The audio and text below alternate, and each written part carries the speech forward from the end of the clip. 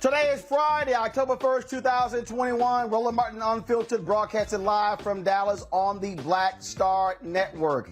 He was a chief strategist for the re-election of President George W. Bush in 2004. Now he's running for Lieutenant Governor of Texas as a Democrat. Matthew Dowd joins us to talk about why he abandoned the Republican Party because of the craziness happening in this state. We'll break it down next. Journalist Rula Jabril, she's going to join us as well, talking about Afghanistan, ending war in the United States, and the impact of the last 20 years of the so-called war on terror. You don't want to miss that conversation. Also, on today's show, he was hoping to get his death sentence commuted by Oklahoma Governor Kevin Stitt, but he's decided to stay out of it and allow clemency hearing to take place for Julius Jones. We'll have an update on that particular story. Also, we'll talk with Felonious Floyd, the brother of George Floyd, to talk about the failed efforts in the United States Senate when it comes to the George Floyd Justice Act. Also, a black man in Georgia asserts his stand your ground defense in the death of a white teenager he claims was in a group threatening his life. In our House Education Matters segment, a mother's love for education and created a mother's love for education.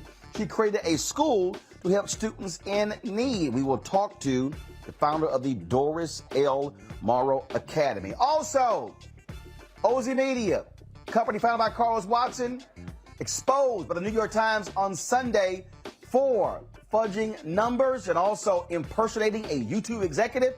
They've been under assault all week, shutting down. The announcement made moments ago. We'll talk about that and what that means for black-owned media. It's a conversation you do not want to miss. It is time to bring the funk on Roland Martin Unfiltered on the Black Star Network. Let's go. He's got it. Whatever the miss, he's on it.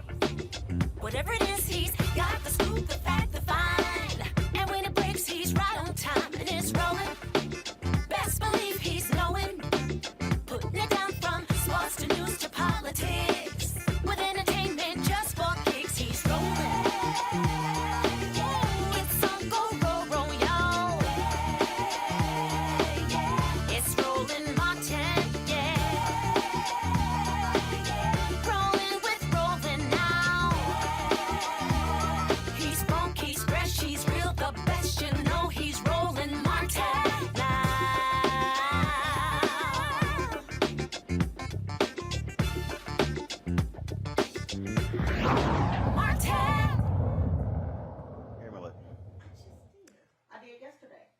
Hey, folks, I'm here in my native state of Texas, Dallas in particular, and Republicans are frankly destroying this state. They have run they've held all statewide offices for more than 2 decades. Last time Democrats held a statewide office, folks, literally, it was more than 20 years ago.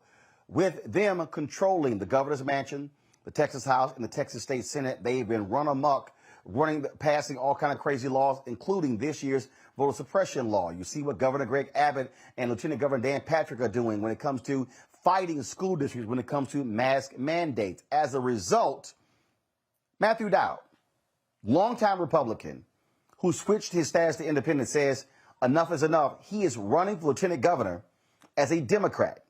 Here's a video he dropped this week. He's 3 sons and a daughter, and buried a son and daughter far too young in Texas soil. For their sake, and for all Texans, I'm angry.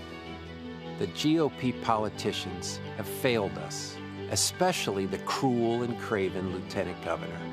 Dan Patrick has been lying and deceiving, fracturing the bonds we share and endangering all our lives. He does not believe in the common good. He seeks only to represent himself and the 5% of the state that goes along with all this.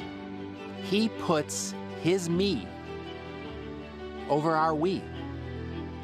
With COVID-19 taking thousands of Texans' lives, Dan Patrick didn't respond to it based on science and prevented local officials from doing the things they needed to do to keep their communities safe. And in the aftermath of mass shootings in Texas, he pushed through a bill to make it easier for people to openly carry handguns without a permit or training. And when the electric grid failed here in Texas, he didn't protect us. He shifted the burden of fixing the system on each of us. And with healthcare costs out of control, the Texas Lieutenant Governor waged a culture war, decimating Roe versus Wade and attacking the diversity of our state. And after more Texans voted than ever before, in the most secure election in our history, the Lieutenant Governor attacked voting rights and has made it harder for all Texans to vote. Enough is enough. We need more officials who tell the truth, who believe in public service and common sense with common decency for the common good and the idea of servant leadership. We need to expect more from our politicians and demand those politicians align with our values. Dan Patrick believes in none of those. And that is why I am running for the powerful office of Lieutenant Governor of this great state. It's time we all stood up to Dan Patrick. I hope you'll join with me in this fight. Thank you.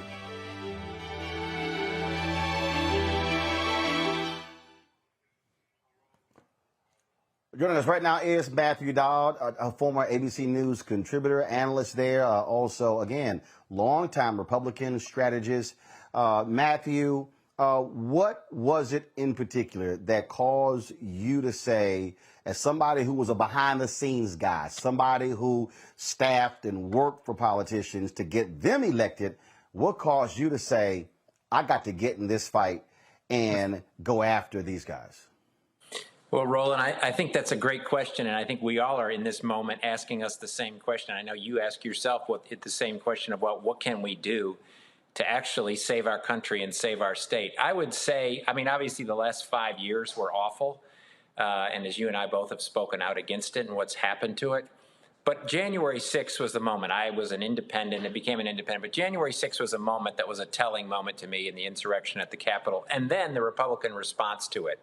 And so that, combined with the legislative session, this legislative session, and the special sessions, that just went at an unrelenting attack on the most vulnerable, on all Texans, but the most vulnerable and historically disenfranchised people directly. The people that have the least power in the system, they actually decided to attack. And so all of that, I came to the place, what can I do? How can I do this? And I thought one of the biggest problems in this today is Dan Patrick. And though Greg Abbott has been an awful governor, Dan Patrick, to me, has been the center of a lot of this stuff that's happened, both on guns, on choice, on voting rights, on not doing actions on things we need. And so it, to me, was a combination of January 6th and then watching what they're doing to our beloved state. You know, the thing is interesting. You talk about Dan Patrick. I was the managing editor of the Houston Defender, and that was a public affairs show, a Sunday political show that we taped on Fridays that aired on KPRC, Channel 2, the NBC affiliate. And I often would appear on that show as a representative of the Houston Defender when our publisher, Sonny Messiah Giles, couldn't do it. And one of the people who I was debating constantly was Dan Patrick. Now, he used to be a sports anchor in Houston, left the CBS affiliate, then became a conservative radio talk show host, then owned the station. And we would have some vigorous debates, but I will even say then, the Dan Patrick today doesn't even resemble that Dan Patrick. This man is, if there's no other word I can think of than obscene to describe his thinking and his approach to politics in Texas. Well, I mean, Roland, I think you nailed it. And there's many, as you've watched, many of these politicians who we thought we knew or we thought they had a center in some place have completely abandoned it in this moment. And I actually think one of the great things about Donald Trump, or one of the only great things about Donald Trump, is that he's revealed a lot of people's true character. And in times like this, people's characters are revealed, whether that's for the good or for the bad. And I think Dan Patrick has been revealed for who he is and what he cares about. And it's none of us. It's not you. It's not me. It's not the average person walking down the street. It's a tiny segment of Texas that votes in the Republican primary or that funds him through special interests. And every single response to a major issue that he's had, every single response to a major issue has been the exact wrong thing to do. As I mentioned, his response to COVID has been wrong. His response to the electric grid failing has been wrong. His response to a very successful election has been wrong. Every single thing has been wrong, and he consistently goes out of his way to bash folks, bash many different folks, as I said before, the most vulnerable in all state and the people that are actually have the least power in the system. He goes out of his way. And I think, I mean, it's time. And as I said in the video, enough's enough. And we've reached the point. You love Texas, and I love Texas, but I hate what they're doing to our state. And I hope everybody understands that, not only in Texas, but around the country. This has become, which is why it's great to have this conversation, Texas has become the sort of center of what's happening in our country. And if we can beat this back in Texas, then I think it changes the country. But I think Texas is bigger than, as we always claim, bigger than anywhere else. But the fight here is the most centered, biggest fight of all in what they've done. They've taken Donald Trump and taken it to a whole nother extreme in what they've done. You could, a lot of people, some would say, well, Matthew, you were Republican. I'm quite sure you heard people say you helped contribute to this by electing Republicans. Why don't you run as a Republican? Why run as a Democrat? What caused you to first say, I have to leave this party, and then to say, you know what? I could run as a Republican against him in the primary, but I'm going to run as a Democrat. So I appreciate the question. Great question. And so give people a little history. I ran the last Democratic campaign statewide that won in Texas. Bob Bullock for lieutenant governor. He was the last Democratic lieutenant governor. I ran his campaign. I actually helped the last Democratic governor, Ann Richards, in 1990. And in the course of that time, I met George W. Bush, met him, became friends with him, went to work for him.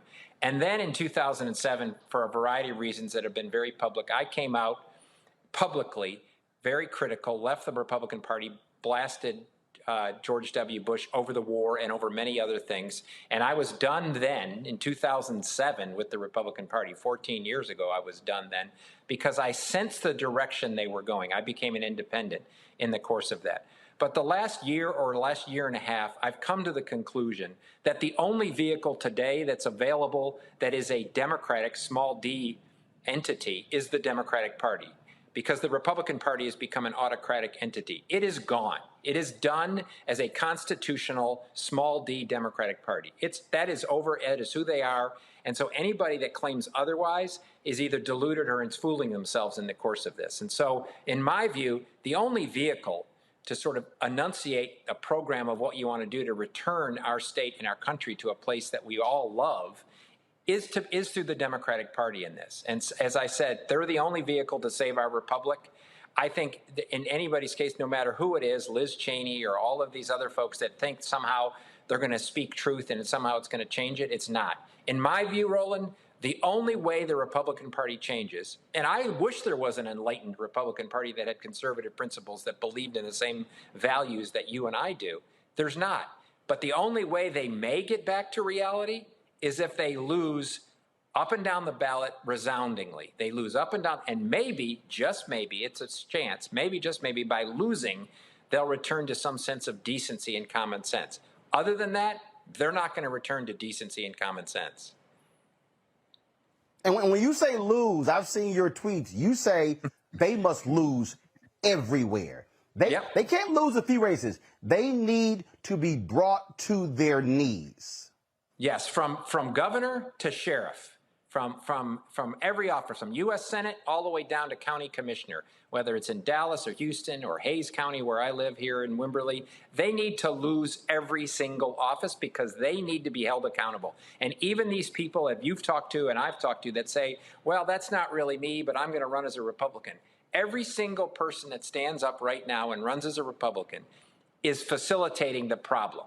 That exists. They enable the problem that exists because that's who the Republican Party is. They need to lose resoundingly, and they need to lose everywhere, not just in blue states or purple states. They need to lose in red states. One of the things that also just jumps out in terms of what we are seeing. I mean, here was a state that Donald Trump won, and this idiot still called for an audit. And then you have Governor Greg Abbott, as opposed to saying, we're not going to waste taxpayer dollars. No, he said, sure, we're going to audit not the state, the 4 largest counties that happen to be blue. Yeah, he's auditing Houston, Dallas, Fort Worth, and Collin County, 3 of which Biden won, and 1 of which Biden did overwhelmingly well because of the changing diversity of the county. Where they're auditing is the pockets of the state with the largest amount of peoples of color and the largest amount of states that diversity is fundamentally changing over time. And that's where they're auditing. And to me, Greg Abbott has become completely craven in this,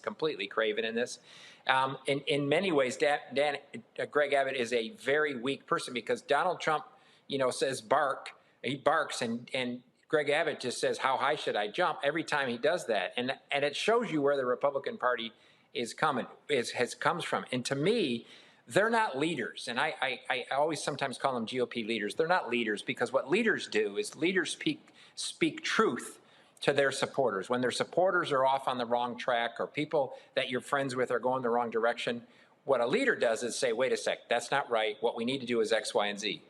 Greg Abbott doesn't do that at all. And the fact, as I said, that we had the most successful election, the highest turnout in our history, in a state that is the hardest state to vote in the country. We ranked 50th in ease of voting. When in the 90s, when I was doing Democratic campaigns in Texas, we ranked 14th. We rank 50th in ease of voting today. Just a couple more questions for you. In terms of looking at the outlook next year, I just saw a recent poll that showed how President Joe Biden has lost some support among all major Democratic groups. People are frustrated the George Floyd Justice Act hasn't passed, the For the People Act. They're frustrated by Arizona Senator Kristen Sinema, Democrat. They're frustrated by West Virginia Senator Joe Manchin. Are you concerned that in Texas, because there's frustration that Democrats have not done more, that you're going to see depressed turnout? Because again, also Republicans, they control the entire state. What is the key? First of all, you got to win the primary. You do have competition in that. But what do you see as the key for Democrats to actually break the Republican death grip on this state and actually win? What has to happen? So I think the first thing, and this is something I'm going to do as a strategy, is I'm only going to talk about the Republicans. I have a Democratic primary. I'm not going to talk about my Democratic opponent at all. I'm going to say this race is about Dan Patrick and removing this pariah from office that has so badly damaged our state and so badly hurt people. So one, a singular focus. People need to have a singular focus and understand this. Two, is that we have to be passionate and unrelenting about this. Passionate and unrelenting about this. This idea that you're going to sort of be nuanced and moderate on certain things, and I'm going to be calm, and I don't want to affect somebody. We have to be exceedingly passionate. And we can be passionate on things, and we can be unrelenting on things. But the way to win is do all of that, but also have Texans understand that you're culturally aligned with them, that you root for the same teams as them, that you go to the same places as them, that you love the cafe, that you love the food that they love. That we have to be culturally aligned with folks. And in that way, all of the major issues I'm going to talk about, raising the minimum wage, ensuring that Roe versus Wade is enforced and not underwritten, making sure people can vote, all of those, expanding Medicaid so the most vulnerable and people that are without health insurance have some access to health insurance. All of those things are exceedingly popular among Texans. But it has to be done in a way that people see who I am, see my values, and I'm going to be very passionate about this. I don't believe in the term moderate and all of that. I think those are gone out the window. What we have to do is stand up for who we are, be authentic to it, be passionate about it, and give people a sense of hope of the possible. Give people the sense that we're going to take this fight to them. I think Democrats for too long have not fought hard enough in order to achieve what they need to achieve. They have the legacy that we honor of all the people that came before us, that were beaten on bridges, that were killed, that were all of that. Those are the people that we should be mirroring, not the people that said, well, I was able to reach a deal in subcommittee or whatever it happens to be. We have to mirror the people before us that fought for all of the rights that we enjoy today. Matthew Dowd joining us live from Wimberley, Texas. Matthew, I appreciate it. Certainly good luck. I'm here. I spoke at the University of Texas at Arlington on Wednesday. Been hanging out with family. I was with former Dallas mayor and trade ambassador Ron Kirk. We were playing golf today, and he definitely said he's happy to see you and others get in the race. He said because he wants to see folks do exactly what you said. That is, be passionate and lead and help this state out and get away from the crazy folks who are leading it right now. So we certainly appreciate it, and I'm sure we'll be talking more in the future. Thanks, Roland. Take care, man. Thanks a lot. I want to bring in my panel right now. Faraji Muhammad, radio and TV host. Michael Imhotep, host of the African History Network show. Kelly Bethea, communication strategist. Glad to have all three of you here. Kelly, here's why I think it's very interesting. Matthew spent all those years as a Republican. Here he's running as a Democrat. When you heard him describing the weakness of Democrats when they run, he kind of knows because he actually ran against them. Right. I mean, and we've been talking about this on your show for a very long time, just the way that Democrats have kind of botched outreach and communications and campaign strategy when it comes to, bringing it home and making sure that people are not on their side just because the other side sucks, but they're on their side because they believe in the policies and the initiatives of the party because the message is that strong and pointed. Democrats have lost that for years now. And for Dowd to make note of that and still come on to this side just shows you just how messed up the Republican Party in Texas is. Not only that, Michael, what we're really talking about here is what Matthew was saying is you got to fight. You got to swing. And the reality is for a long time, I'm telling you in this state here, Democrats, they were scared to run for office. The best way for you to lose is never to run anybody. You've got to run people. Howard Dean talked about building a 50-state strategy, talking about how do you win. And the reality is this year, too many Democrats focus on national races and they ignored state races. They ignored DAs. They ignored school board races. They ignored the State Board of Education. They ignored those positions. And Republicans all across the South were able to come in and lock the positions up. Now you control redistricting. Now you control gerrymandering. Now you control all the laws. You've got numerous states where Republicans don't even have to listen to Democrats because they have a supermajority. This is how you fight back, but you've got to have a message that speaks, and this is where Democrats make a mistake. Democrats speak to the minds of people. Republicans speak to the hearts of people. And you know what? Voting is an emotional thing. Yeah, that's a lot there, Roland. I've said before, here on this show, dude, you got to be more like Bumpy Johnson. I'm serious. You've got to fight. I'm all caught up on season 2 of Godfather Harlem. But Bumpy Johnson said to be a politician, you got to have a little gangster in you. I agree. I think in Texas, you need to have a lot of gangster in you. Deal with some of those dumbass Republicans in Texas.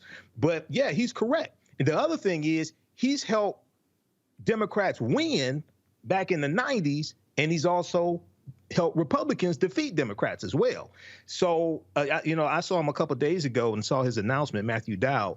So, this is really important. But yeah, and now I think in the past maybe 2 years or so, or maybe 4 years, I think some, because of social protests and things like this, I think some people, many African Americans, are starting to realize, okay, look, it's not just about the president, it's also about the district attorney. Okay, it's also about these local races. But you're right, Republicans focus on down ballot, especially federal judges and U.S. Supreme Court judges, which is something that Democrats usually don't talk about, except maybe in the last year or so, we see the results of a 6-3 Supreme Court. Okay, so yeah, this is why all these positions are important, top ballot and down ballot. You know, Faraji, when I talk about in terms of how you have to approach this, I go back and let's be real clear. I've never in my career self-identified as a Democrat or Republican. I'm going to kick somebody's ass on anything. So let's just be real clear. Black folks who I think are wrong, yeah, I'm coming after you. And I'm going to hold you accountable because my philosophy has always been if you do good, I'll talk about you. If you do bad, I'll talk about you. At the end of the day, I'll talk about you. But I'll tell you, when I was on the CNN, it was very interesting and I'll never forget, it was a State of the Union night, and CNN made this big old deal about hiring Eric Erickson, who was the editor of RedState.com, far right-wing, white conservative evangelical. And so, man, we're sitting there, and we're on the set, and so he comes on, and I like Eric. He's a nice guy, but Eric came on cocky. He came on arrogant. And here's the whole deal, as Joe Namath said. He said, it ain't bragging if you can do it. So he comes on, and then he goes, you know, that speech Obama just gave, he didn't even mention small businesses. He went on, and I was sitting there next to David Gergen, and I went, what did he just say? What? I said, that's a lie. Now, everybody else was just, you know, nodding their head, and I'm going, hell no, that's a lie. And I'm not going to let you sit here and lie on TV. And so my whole body was like, oh, hell no. And so I think it was Campbell Brown goes, well, Eric, I think Roland takes exception to your speech. I said, I sure do. I said, I'm sorry. What speech were you just looking at? Did you not hear when he specifically mentioned this business in Arizona? I pulled a speech out. This business. I said, so how you going to come sit here and say he never talked about small businesses? Well, I said, now held it up. When right here, he mentioned several. And let it sit there. All the rest of them progressives who were on CNN, they were like, you know, I said, hell no. When I come for debate, I come to kill and destroy. I want to kill and destroy all of your arguments. I want to put your ass in a rhetorical body bag and ship your body on and bury you. Now, okay, Satan. That's the attitude Democrats got to have, because if you're going to swing, then swing. You know why Democrats don't have that same attitude, Brother Roland? It's very simple. It's because they still believe that the old school way of doing politics is the best way. And at this point, we're seeing it day by day. I mean, look at the condition of this country. We're seeing that you got to take the gloves off. I have been frustrated with Democrats, even when, and I think that we take Madam First Lady Michelle Obama's words really out of context, because we use her words in so many different situations. When they go low, we go high. That's in some cases. This, when you're talking about politics, you need to look at Sun Tzu's Art of War. You need to figure out what's the landscape, what's the best route to take, how should you move the men, or how should you move the followers? You know, how aggressive should your tactics be? When do you pull back on certain things? But it just seems like the strategy for a lot of Democrats, and when we see, and this is one of the big frustrations I see with President Biden right now. It's like, dude, you never can I mean, when is somebody going to say, man, hell with all this other stuff, we're going to do it just like this? It's always talking about building coalitions, you know, stretching hands across the aisle. And so this is the type of slow, ineffective, and in a lot of ways, an approach that really doesn't garner any real benefit for the American people that we're constantly seeing. So basic things like, you know, I was disturbed by the conversation that you were having, Brother Roland, in regards to the failed talks around the George Floyd policing bill. And then it's like, that is a very simple thing. This whole country was shaken up in the summer of 2020 around the premise of policing in America. And you mean to tell me you couldn't get a damn bill like this to go through? Like, you couldn't use your bully pulpit? You couldn't just come out swinging? I mean, that is a failed opportunity that the Democrats had right there in the lap. You got the consensus from the people. You got black people, white people, brown folks. You got everybody that's saying we need to change this. And then it gets into the halls of Congress, it gets into the House, and it gets into the Senate, and it just slows down the momentum. And then we get nothing at the end of all of this stuff.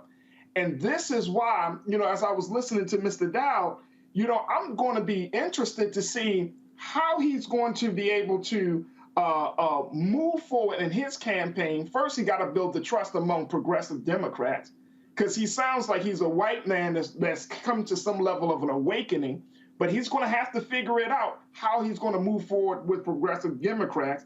And then, more importantly, the Democrats are going to have to really see there's already a fracture within the party as it is, but the Democrats are going to have to see if Texas, and the big three states, anytime something happens in this country, California, Texas, and Florida, if Texas starts to move in a different direction, if this man is able to become the lieutenant governor, then he's going to have to deal with the joker Greg Abbott, the governor there.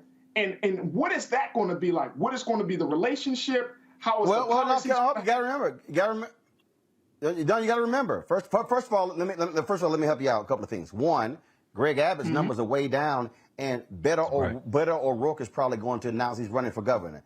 Two, this is the most important thing. The most powerful person in Texas is not the governor. It's the lieutenant governor. Because the lieutenant governor in Texas controls the Texas Senate. That's the difference. So, literally, the power in Texas is in the lieutenant governor's hands, not the governor. That may sound crazy, but that's how it is. And so that's why this matters. But I'm telling you, the bottom line is here, and what I'm saying, the same thing was happening in D.C., everywhere. If you're a Democrat, you need to get some guts and swing, because the opposition, they don't apologize for exercising power. They exercise power and then look at you. This is how the Republicans do. They operate like back in the day, if you were a wide receiver and you came across the middle of the field and Ronnie Lott laid your ass out and then looked at you, and the look said, don't bring your ass across the middle of the field again. That's what the Republicans do. Democrats, the way they roll, they run across the middle of the field, and when they try to catch the ball, they see Ronnie Lott coming, they get those crocodile arms, they get real short, and they only catch the ball because they're afraid to get hit. You can't be in politics and afraid to get hit. But guess what? Instead of getting hit, learn to hit them first and knock them the hell out. That's all I'm saying. Real quick, go. Just real quick, Brother Roland. I'm wondering, how long do the Democrats truly believe that this approach of waiting and trying to build relationships and all of those things with the Republican Party, how long do they think that's going to work? Until the American people say enough is enough? No, I'm telling you, no. For Roger, here's the problem. This is the real problem right here. And this is real quick before we got my next guest. The Republican Party, you're either right or far right. The problem, but see, let me unpack this real quick for our people, because this is the problem. The Democrats' tent is a larger tent.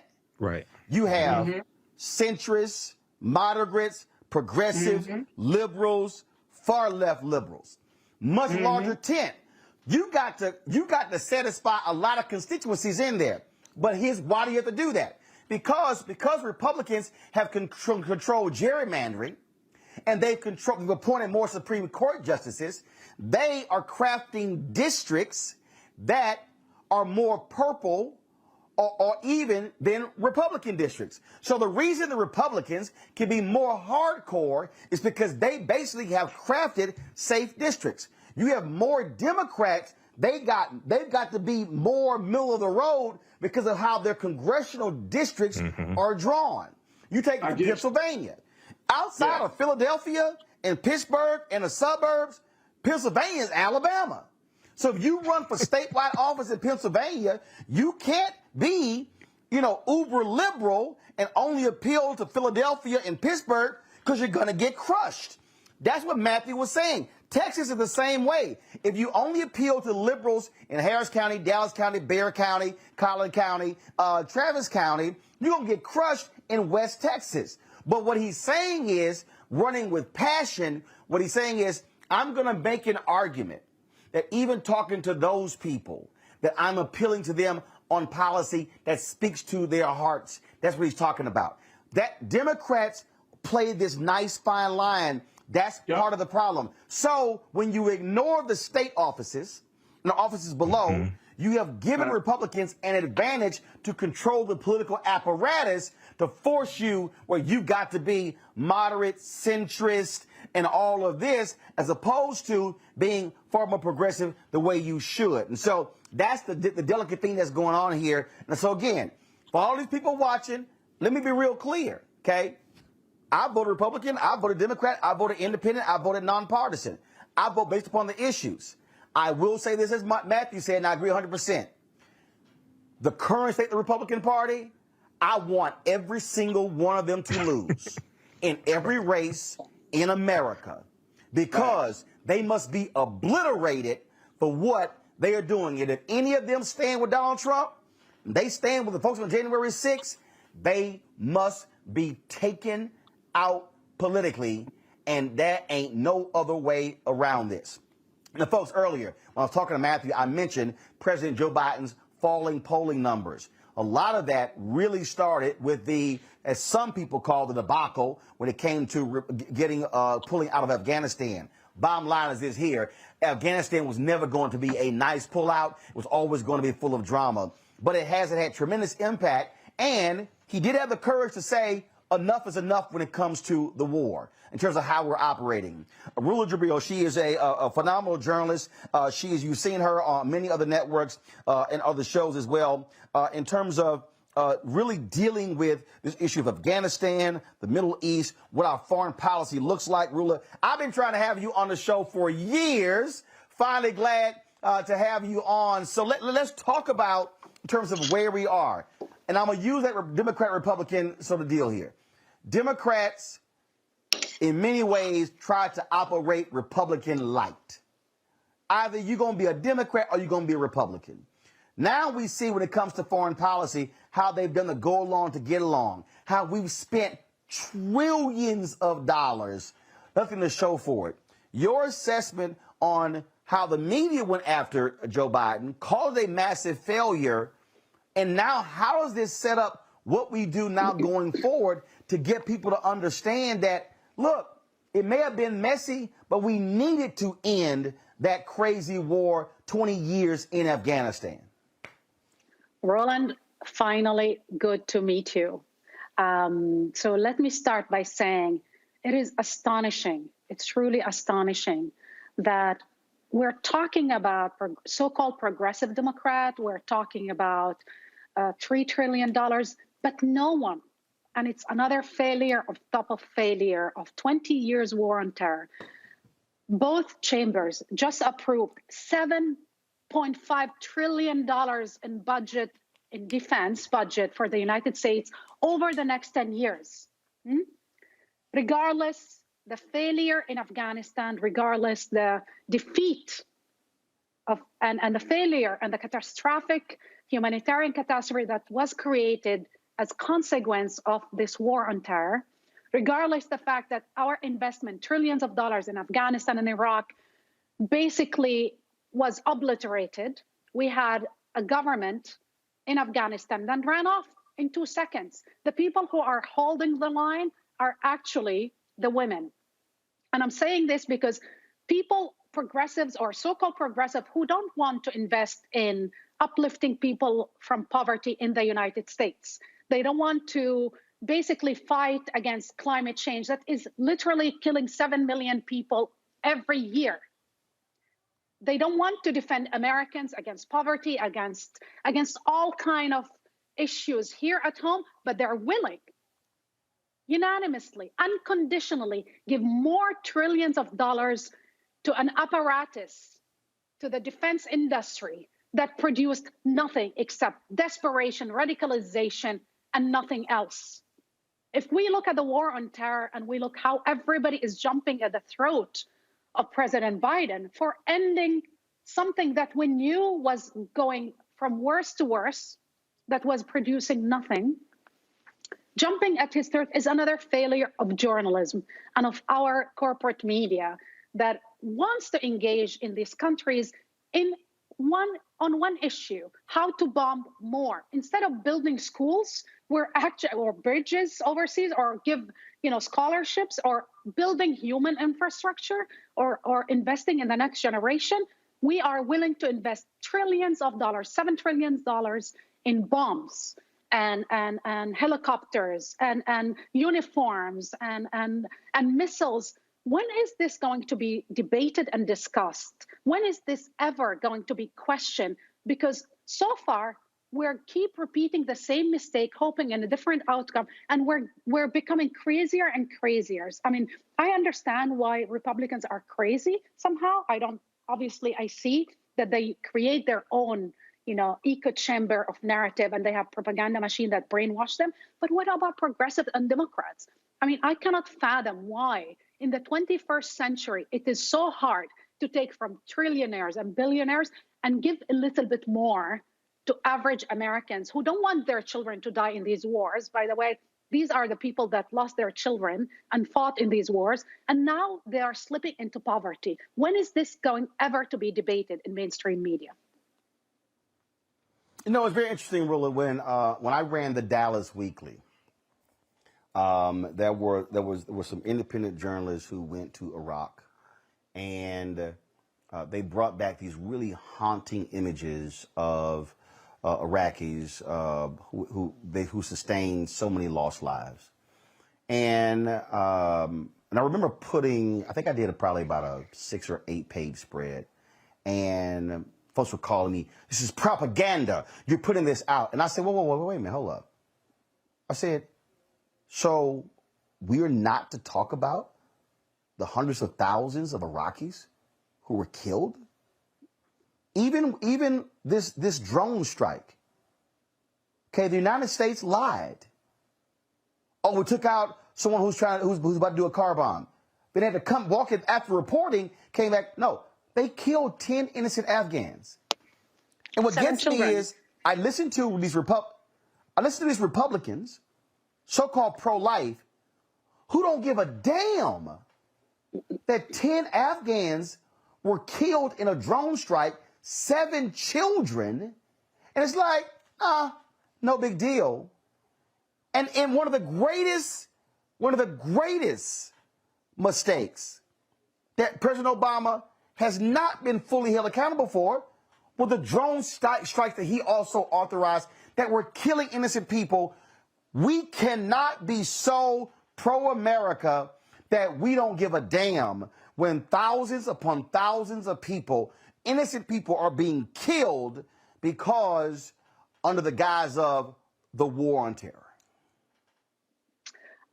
Listen, I agree with you totally. I think it is, it's one of the things that I always wondered why somehow it is acceptable that brown and black people overseas can get bombed, live under military occupation, get tortured, killed. And it is okay somehow to depict that as, yeah, it is what it is, but in the name of national security and stability in the Middle East, how is that ever produced anything except insecurity, radicalization, etc.? If we look at our foreign policy and our policies towards especially brown and black Muslims, it is no different than Jim Crow. It is no different than our racist policies here in the United States. When you deny people the right to vote here, but then you enable a dictator over there who basically not only deny the vote, rule for 30, 40 years like Sisi, and you keep pumping money into his coffers. We're basically sending a message to all of these people, You deserve dictatorship. You deserve to live as slaves in your own countries. I will never forget, Ronald. I was in Cairo when President Obama gave the speech. One of my assistants, because I was working there at the time, kept listening to the speech. And I asked him at one moment, why are you listening to the speech? And he said, Rula, this guy is Black like myself. This guy's father is a Muslim like me. He can be president in his country and I cannot vote. And I realized that our foreign policy is a consequence of our white nationalist policies, domestic policies that reigned and continue to reign and continue to be part of America's DNA. Speak. Say that. I mean, that's just being real about our foreign policy. I want to bring in my panel here because I want them to ask a question. Each of them to ask a question of you, Rula. I'm going to start with Michael. Michael, go right ahead. Hello, Rula. Hey, thanks for coming on today. I was reading a statement from Senator Jeff Merkley about Afghan refugees and about aid being given to Afghan refugees coming to the U.S.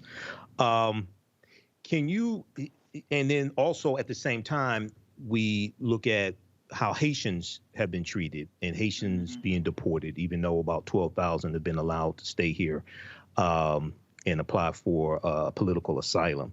Can you talk about the discrepancy in the way Afghans are treated, refugees coming here, and Haitians, and put that into context? Look, it's this continuation of the same policy that the United States enacted after 9/11. And if you look at it this way, in the 60s, people like you and me and Ronald and everybody that is on this panel was treated as not only second-class citizens, as somehow is a foreigner in this country.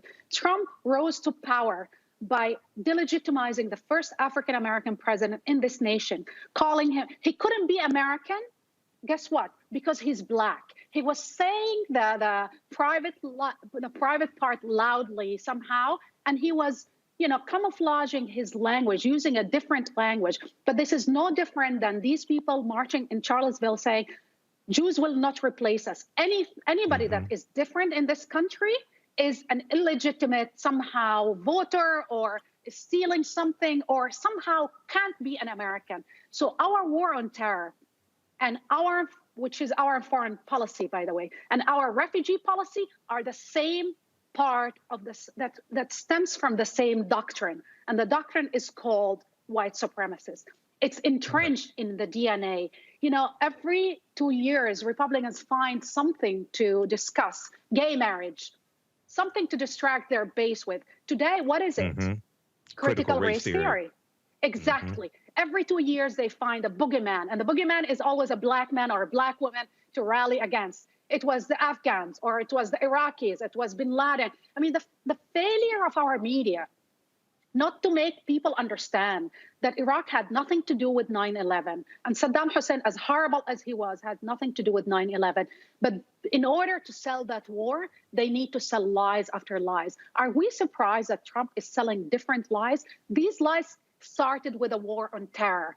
We normalized the kind of lies that Trump decided to jump and decide to lie about the identity of the first African-American president. And now he's lying about the elections, about millions of people voting. Who is he talking about? He's talking about us, about you, me, Ronald, and every Black man and woman in this country. In his eyes, in the eyes of the white supremacists, we are illegals, illegitimate invaders. This is no different than, and we belong where? In his eyes? In these camps that he established on the border of Texas. The way they are treating the Haitian refugees, if we look at history books, there's no difference than what they treated our brothers and sisters in the South during slavery. It's no different. Thank you. Kelly. Sure. Thank you for coming on. My question originally was regarding Haiti, but another thing that I have been struggling to understand is how, like you said, almost $7 trillion, I believe, has been approved to spend on defense over the course of 10 years, but we can't come to a number of $3 trillion for infrastructure and things happening in this country, specifically Manchin saying, quote, he doesn't want to change society to an entitlement mentality. It is frustrating to me on many fronts how he's the senator for, if not the poorest state in the country, certainly one of the top 5 poorest states in the country, for him to consider $3 trillion the programs that would fund as entitlement. I can't imagine what his constituents are feeling right now regarding those statements, if they even understand them. But the dissociation from what is and what you want, especially when it comes to senators and congressmen against raising the limit on the infrastructure bill number to $3 trillion. The dissociation with that is really, really jarring. So I just want to know what your thoughts are on about that, and what can congressmen possibly do at this juncture to really hold strong to the $3 trillion number? Thank you for this question. Actually, Democrats' agenda and the progressive agenda is being derailed sadly. And I say this, and it's the continuation of U.S. policy since the 80s, since 1980s, whereby you have some politicians, Sinema and Manchin, some of them, somehow managed to positions themselves in a way where billionaires, corporations, their lobbyists can actually buy off politicians. And it is called legal. And what they want to enshrine, consolidate inequality in this nation at the expense of who? Working class Americans who are basically slipping into deep poverty. Think of this, and I always think of this, and it really coming from the Middle East, especially where we are on the receiving end of that expense budget, you know, where basically we use that expense budget to bomb to oblivion entire countries. I think of Yemen. It's being bombed now. The poorest country in the Middle East is being bombed with American bombs that are being given to Saudi Arabia or sold, or somehow we help them. There's so many countries that were destroyed. So we talk about life, but we don't care about that life. But I'm thinking about the sheer volume of that money. I mean, $7.5 trillion over 10 years, giving unconditionally, without any conditions to the defense, basically industry that we know that a lot of them are deeply corrupt, but we're unwilling to invest in human infrastructure and to uplift people from poverty, or even to pass saving people's lives and save our planet. How is that hard? I think of Senator Manchin, and I think of the poverty of the people that elected him, voted for him, and how he doesn't care. Because Sinema, as we speak, is hosting a fundraising with these lobbyists who are, and all of these industries that want to tank Biden agenda. What she is doing, after tweeting for decades and telling progressives that she would fight for the poor and basically people who are marginalized, she arrives there and she starts cashing on the fact that she is derailing and tanking that agenda. I mean, how corrupt this person can be. And one of the reasons why I get so frustrated is who vet these people? There is no vetting process to understand who are we getting elected. Where's the Democratic Party? What are you doing? And believe me, it's not, for me at this point, it's whether they pass the infrastructure bill. If they pass it without reconciliation bill, we're done. We're through. Basically, they're paving the way for Trump to come back. And if he comes back, it's Hitler again.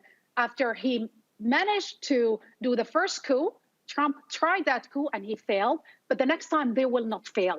And I'm telling you, it's not going to be about infrastructure planet. He's going to do exactly what every fascist dictator did around the world. He's going to be At this point, he's going to purge basically every agency and put his loyalists, and there will be there will be no good people next time to stand up for the Constitution. So Sinema and Manchin are not only derailing the agenda, they are willing to gamble with our lives and basically destroy democracy. I will blame them for the rest of our lives, and history will not be kind to them, because if Trump and Republicans get elected, guess what? They have to say goodbye to democracy, to America's democracy and the American experiment.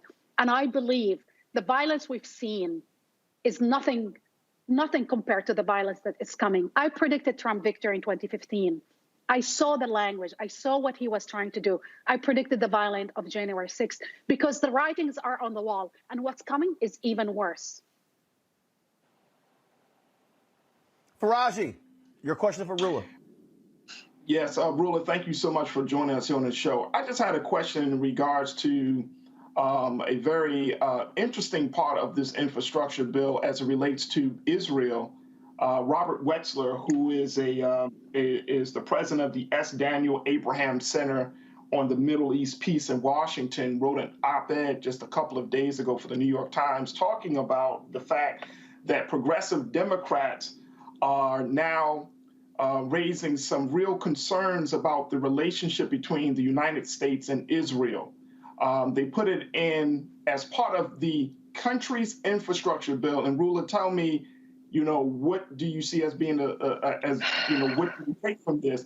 But they put it as part of this bill that is supposed to be for domestic issues to give Israel $1 billion to fix and support the Iron Dome missile defense system right there in Israel as part of this unflinching, unwavering support for Israel. They didn't do this for any other country. There hasn't been any other monies allocated for any other part of the region or part of the world. But what do you make of this? What are you seeing as being the future of this relationship now that progressives are saying not just, hey, why are we giving this money, but why are we still continuing to support Israel in spite of the fact of the latest flare-up that happened back in May? What do you take from this, Rula? Listen, it is, again, it's incredible that Israel is more important than uplifting people from poverty, than pre-K, than dental care for the elderly, than basically anything in America.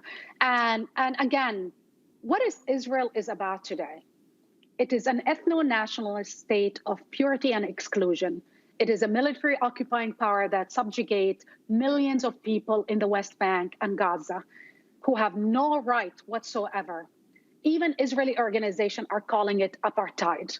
We are funding an apartheid state, and we're unashamed about it. The entire world voted at the United Nations General Assembly to make Palestine a state, voted for statehood, except the United States. And we're looking at the United States, the country that abolished slavery and elected an African-American man and elected the most multiracial, multi-ethnic democracy, is looking at an ethnocracy and basically a Jewish supremacist state and say, yeah, we don't mind that. We will bankroll that. We don't mind that. We don't mind that you're caging people and stripping them of every right, killing them left and right, bombing them to oblivion, because basically, which is a continuation of the war on terror somehow, but in the name of the war on terror, we're enslaving people over and again. But it's no different than giving the dictator in Egypt the $2 billion, knowing every year, knowing that he torture, abduct, rape, and kill people. We don't care. 70,000 political prisoners live in his dungeons. We know they're being tortured and raped and assaulted. We know all of that. Regardless of that, Trump called him my favorite dictator, and we continue to give him the money because we don't care about black and brown people overseas. We're willing to put these autocrats, but we don't want an autocrat or a dictator in America. So if you don't want a dictator in America, why do you think Palestinians want a dictator? Why you keep emboldening other dictators and apartheid states overseas? And then we go after Rashida Tlaib or Ilhan Omar and others. Surprise, surprise, the black people in the Senate, in Congress, and tell them that they are anti-Semites. Anti-Semitism is being weaponized to shut down any criticism of Israel. Guess what? A modern political ideology is not people, and it's not a religion. These are two separate things. Every country, every government, every state should be criticized, should be scrutinized, and should be transparent. And if you shut down the debate in name of hatred against a religion group of people, you're basically conflating these two things and helping. I will never forget, and to your question, when Charlottesville happened, Trump defended these neo-Nazis who said Jews will not replace us. And he was praised by Jewish leadership, saying, you know, he's the most pro-Israeli. Guess what? Because he gave money for the occupation.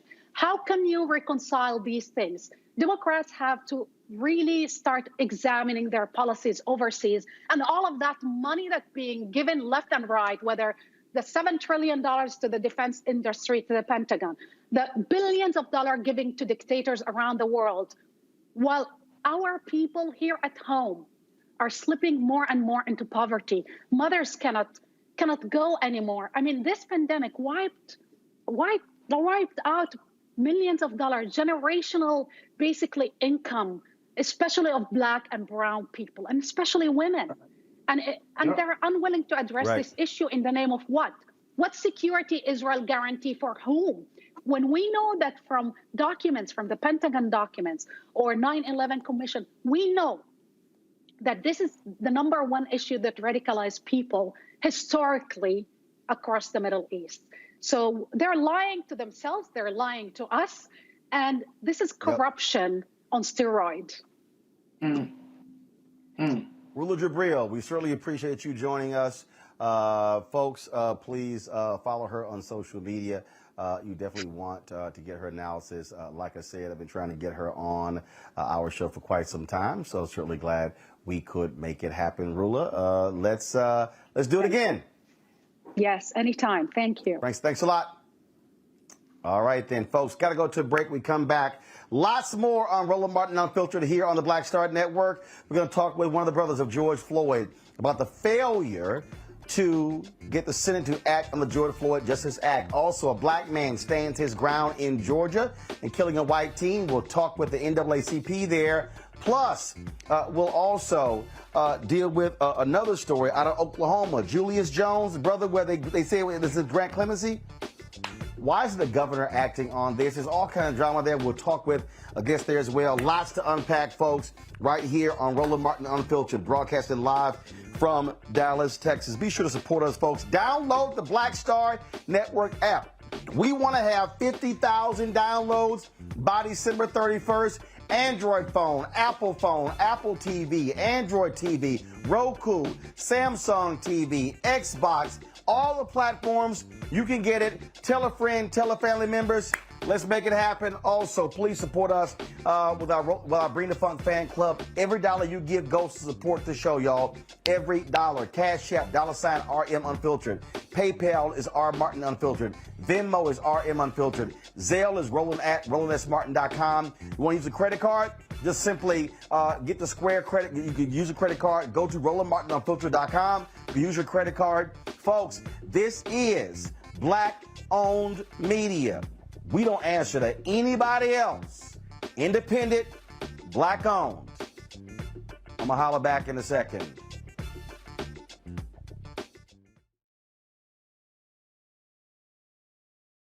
Women have always been essential.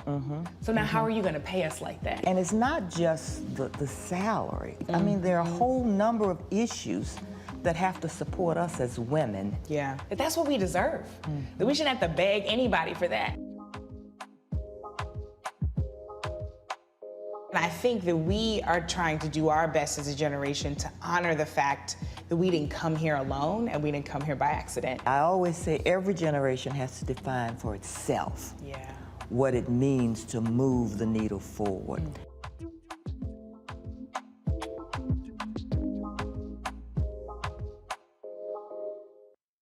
It's time to be smart.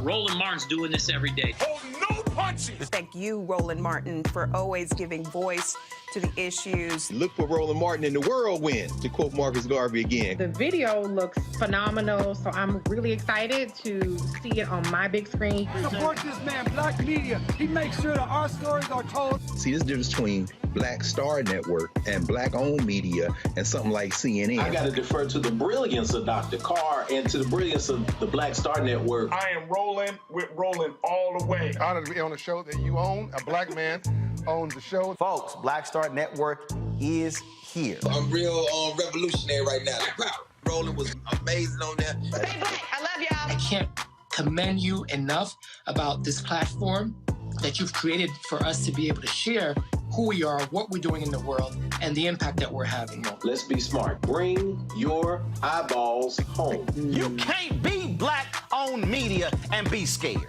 You dig?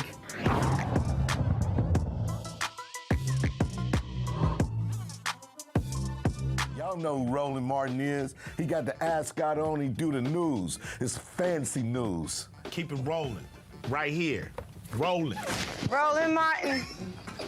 Right now. You are watching Roland Martin, unfiltered. I mean, could it be any other way? Really? It's Roland Martin.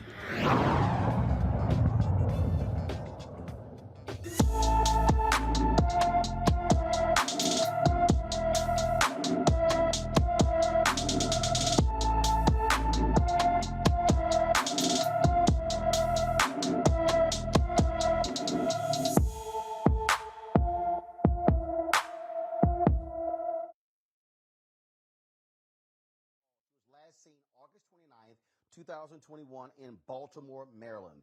She's around 5 feet 5 inches tall and weighs about 145 pounds. She has natural hair and both of her ears are pierced. Anyone with information regarding her whereabouts is urged to contact the Baltimore Missing Person Unit at 443-984-7385, 443-984-787, again, sorry, give me 1 second.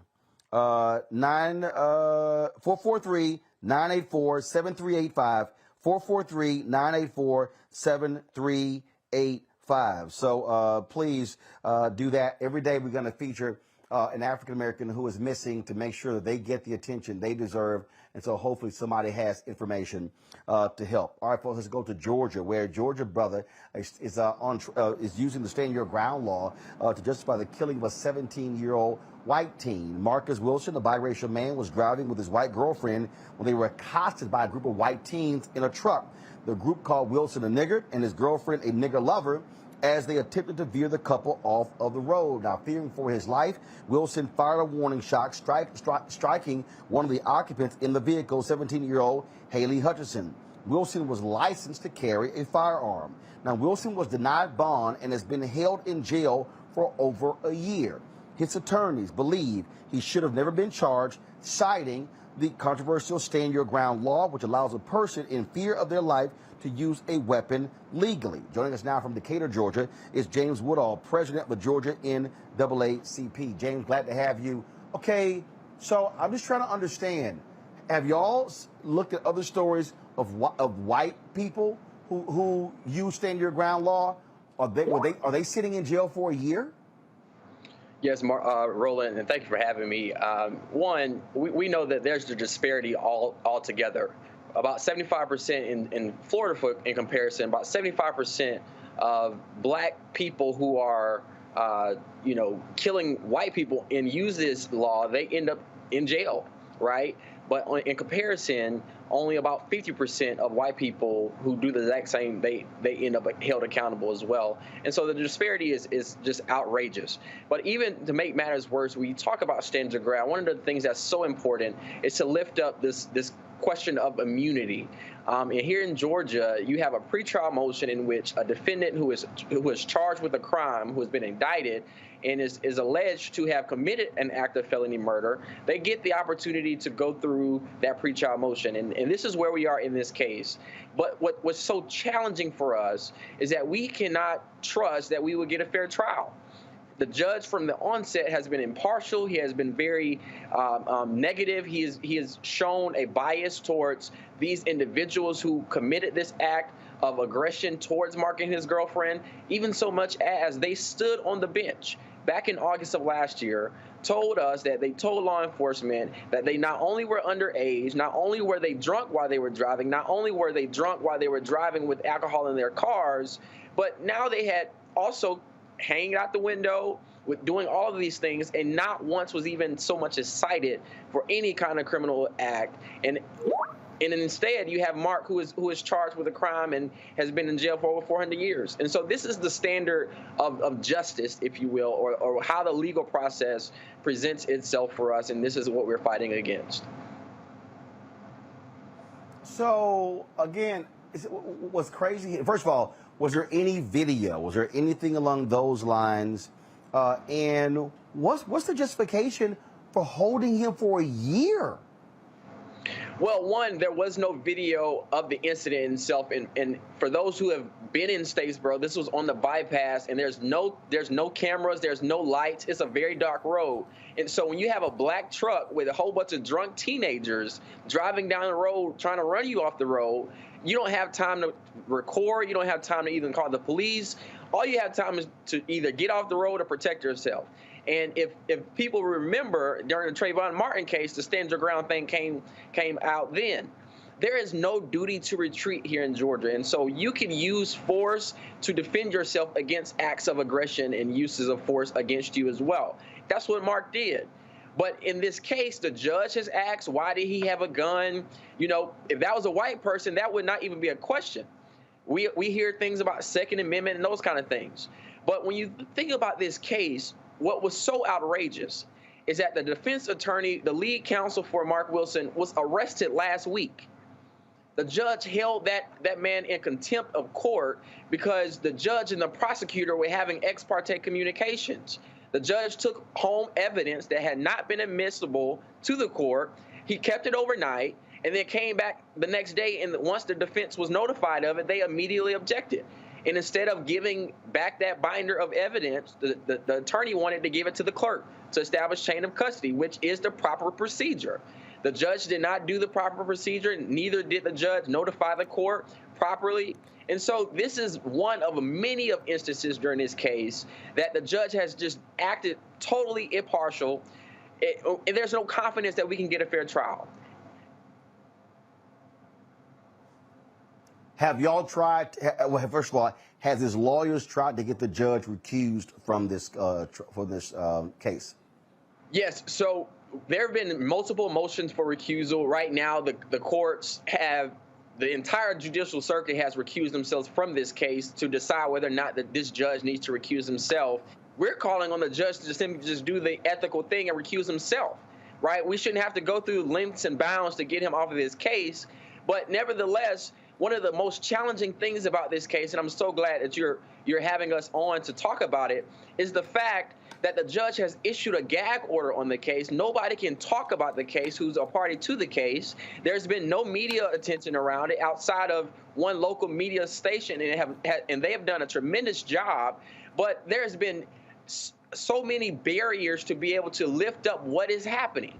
And so, again, Roland, just thank you for this, because when we talk about black people being lynched, when we talk about George Floyd and Ahmaud Arbery, what we're seeing is the legal system using the links that they go to ensure that we lynch somebody through state-sanctioned violence. This is exactly what it is. And so we're working to hopefully get this man off of this case and get it into the hands of someone who's going to at least hear the facts. The rule of law says if you are met with aggression or deadly force, you can meet that force with force. That is exactly what happened, and unfortunately, Haley Hutchinson died. But the very fact that they are drunk driving, if you don't even have the whole racial part to it, they are drunk driving and trying to run this man off the road. Add the other facts to this case, it becomes very clear as day, but yet instead, this man is sitting 400+ days in jail. I'll also add, his dad was a former fire chief in one of the neighboring cities here in the state, in Atlanta. His brother-in-law is a deputy, a sheriff's deputy. Family lives nearby. The sheriff of his hometown committed to ensuring that Mark went back to the courtroom to ensure that he would not, obfuscate of his responsibilities of being present. So there's no reason why this judge determined that he is a flight risk of any sort, but instead, this became very political. This became very, concentrated on, well, he's a black male and this is a white family, and because he killed a white person, then he should be held responsible. That's unacceptable, and that is not justice here in this state. James Woodall, president of the Georgia NAACP. We surely appreciate it. Be sure to keep us updated on this case so we can follow it, and it'll be great to see what happens next. Thank you, Roland. All right, thank you so very much. Hey, folks, let's go to Oklahoma, where Governor Kevin Stitt says he will not decide whether to spare the life of Julius Jones from a lethal injection until after Jones has a clemency hearing. The Pardon and Parole Board recommended that Stitt commute Jones' death sentence to life imprisonment. In a statement, the Republican governor explained why he believed a clemency hearing was appropriate for the case. Quote, "I am not accepting the Pardon and Parole Board's recommendation to commute the sentence of Julius Jones because a clemency hearing, not a commutation hearing, is the appropriate venue for our state to consider death row cases. Clemency hearings are more intensive and thorough than a commutation hearing and include the option for the inmate to speak publicly before the Pardon and Parole Board, as well as the victim's family and attorneys from both sides. The precedent in Oklahoma is for death row inmates to receive the clemency hearings to which they are entitled prior to their execution date. Now, state law requires clemency hearings at least 21 days before a scheduled execution." That is certainly, again, unbelievable from the governor there. Pastor Keith Giselle, who is Julius Jones' spiritual advisor, glad to have you here. Just your reaction to what this governor has announced. Well, thank you for having me, Roland. I think there's some context for your viewers that's important that will help even frame the statement from the governor even better. In July 2020, Roland, July 2020, the Republican Attorney General Mike Hunter in this state said that Oklahoma death row inmates are eligible for commutation hearings and recommendations to the governor. That was July 2020. So to hear the governor say on September 28th, 15 months later, that is the wrong process to be considering whether or not Julius Jones should be commuted from his death row sentence. It's a gut punch. In addition to that, to be able to say that you are wanting to be able to hear from Julius, keep in mind that Julius Jones goes on death watch October 15th. That means he's going to be in isolation. He is going to be in a row of 4 cells that are adjacent to the execution chamber. He's going to have lights on him 24 hours a day. He's going to be guarded by 2 guards 24 hours a day, every day. And then 11 days after he's on death, he'll be brought into video to the Pardon and Parole Board for a clemency hearing, where he will be expected to articulate as well as possible why he should be considered for commutation, or in this case, clemency, and be allowed to come home.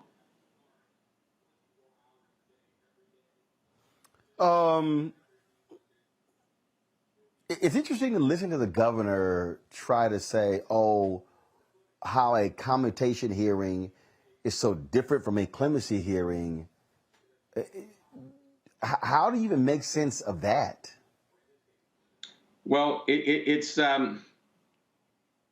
when you've had a commutation hearing and the evidence has already been considered and you've received a recommendation and then the recommendation is thrown out, it's like you're being asked to double down when you've already gotten the decision. Obviously, we were looking forward to hearing the governor review the information that the Pardon and Parole Board had provided him. A decision.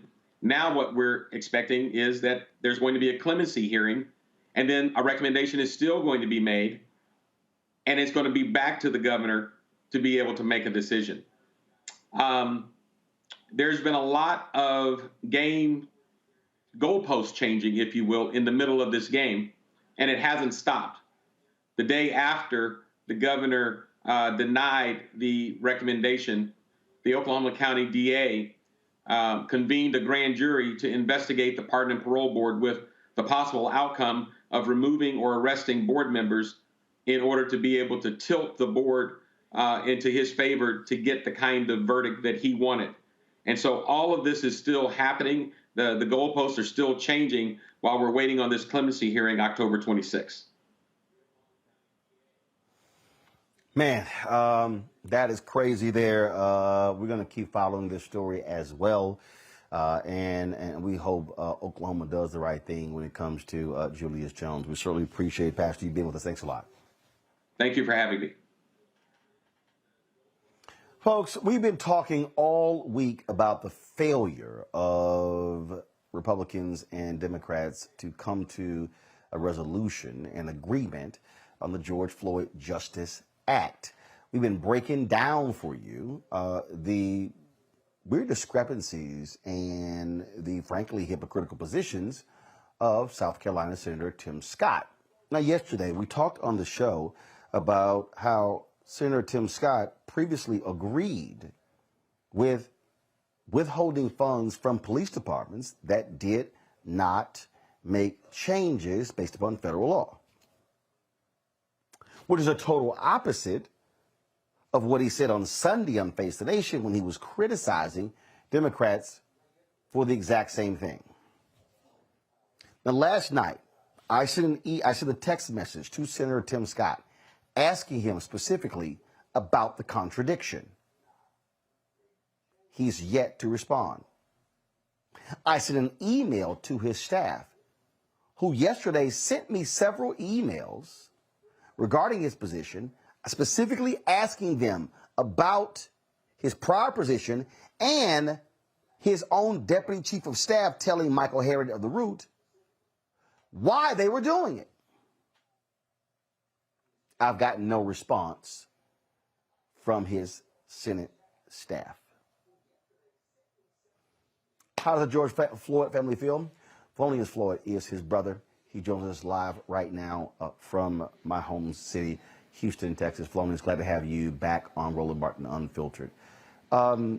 Just share with us your feeling right now with the fact that when y'all were in D.C. in May for the 1-year anniversary of the death of your brother, y'all came and sat with me on Black Lives Matter Plaza in D.C. Yes, the only interview y'all did that day. After you came from Capitol Hill, after you met with Senator Tim Scott, Senator Cory Booker, Senator Lindsey Graham, and others, well, they promised you they were going to get this done. Just share with our audience your reaction to hearing Senator Tim Scott say the Democrats want to defund the police, and that's why we can't move forward. Every time I spoke with them, I've never said anything about defunding the police. You need police because you have bad people. The problem is with police, you shouldn't have to sort them out. Everybody should be equal and be good and do their job the right way. The problems that we are having, we're not having them because of them defunding the police. The police are free to roam and do what they want to do, but they're killing innocent black African-American people who I love, people of color, period. My brother passed, but he didn't. He died because he was murdered. The man stayed on his neck for 9 minutes and 29 seconds. Hell, I was a truck driver, Mr. Roland. The day my brother died, I could have hit rock bottom, but I didn't. I chose to get up and help these families because I was in the fight. Because when you lose someone that you love so much, it can change your entire life. And that's the reason I get up every day and I tell myself, I'm going to speak. But speaking to Timothy Eugene Scott, speaking to Lindsey Graham multiple times, and I have sat there and watched these people lie to me in my face. Not just me, You had other families in there. You had Botham John. You had Terrence Crutcher. You had Eric Garner. These are moms and sisters. I'm a brother. But the fact that you had moms in there and you lied to somebody's mom who lost their child, that's very painful. And Gianna was in there too. They lied to Gianna. She's a child. You shouldn't lie to kids. You don't have to. She didn't ask for her dad to be murdered. He was murdered by the police, and as that is your job to make sure you put laws in place intact to help other individuals be able to live and be free and have freedom. We don't have freedom. I don't care what people say. My brother, he walked to the store. That was a problem. He was murdered. You got Ahmaud Arbery. He ran down the street jogging. He was lynched. You have Botham Jean. He was in the comfort of his own home eating ice cream and was murdered by a police officer because she came into the wrong house. Not only that, you have Breonna Taylor. She was murdered off a no-knock warrant, and she was killed, and she still don't even know she did because she was asleep. This is not a mistake. These are patterns. And Timothy Eugene Scott, you need to wake up. Lindsey Graham, you the one that said you was going to get this bill passed. You told us that. And we all sat there and believed because we can't make you do anything. All we know is you all can make laws for the elite and the chosen, but we want you to make laws for the people with no voices. And I'm one of the people that's going to stand up for these people. And I know, Mr. Roland, you've been doing it for a long time, and I've been watching a lot of your shows, but the fact that I agree that we will have to fight, and we'll have to do it all over. The fact that my ancestors, they have passed away countless times, all for over 400 years, and all they wanted to do was just be free and live their life the way they should have been able to live countless times. I look up every day and I think about them being bitten, trying to vote, trying to think that, okay, if I vote, I can put the right president in and I can get things accomplished. You know, we believed in Biden's administration. And when I can tell you all we asking for the same thing we've been asking for over 400 years, we just want to be treated fairly. That's all we want. And for me to sit there... You mentioned believing in the Biden administration. You mentioned believing in the Biden administration. What do you want President Biden to do right now? I want him to call down to Eugene Scott and Lindsey Graham, everybody, because Sheila Jackson Lee, the Energizer Bunny, she's been running herself rapidly and crazy in circles trying to get things accomplished. You have Karen Bass, you have Pelosi. All of these people, they're looking because they know what's going on. The problem is with Eugene Scott and with Lindsey Graham and probably more Republicans because we don't want to defund the police. We want the police to respect us as human beings. We just want to be treated fairly. The things with Biden, you know, I know he's looking at everything right now, but hey, we need your help. We need the vice president's help. We need anybody who can make an executive decision right now to pass this George Floyd Policing Act because people are dying at a rate. I was in Minnesota and I'm there for my brother at a case in court, and all of a sudden, Dante Wright has been murdered. And I went out and spoke about him. The problem is, it happened in Minnesota again, 5 minutes away from where I was speaking and trying to get my brother's life on track because he was murdered. You know, we don't want a watered down bill.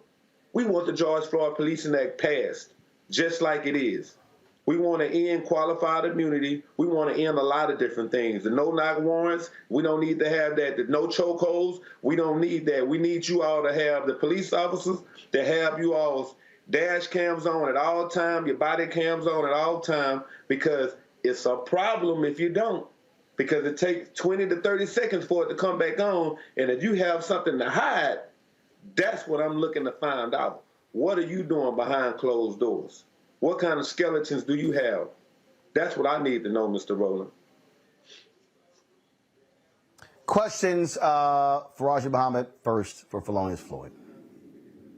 Brother Felonious, thank you so much for joining us. First and foremost, my heart and prayers continue to go out to you and your family in this time. As I'm listening to you, brother, I'm just so disturbed, and it's really unfortunate that you have to come on here and you have to be an advocate, that you gotta continue to push people to do the simple right thing, and it's sad. And I guess I don't have any questions, just because my heart is just broken, because I'm hearing you and I'm reading some of our watchers on Facebook. One of our watchers said you should run for public office, because at this point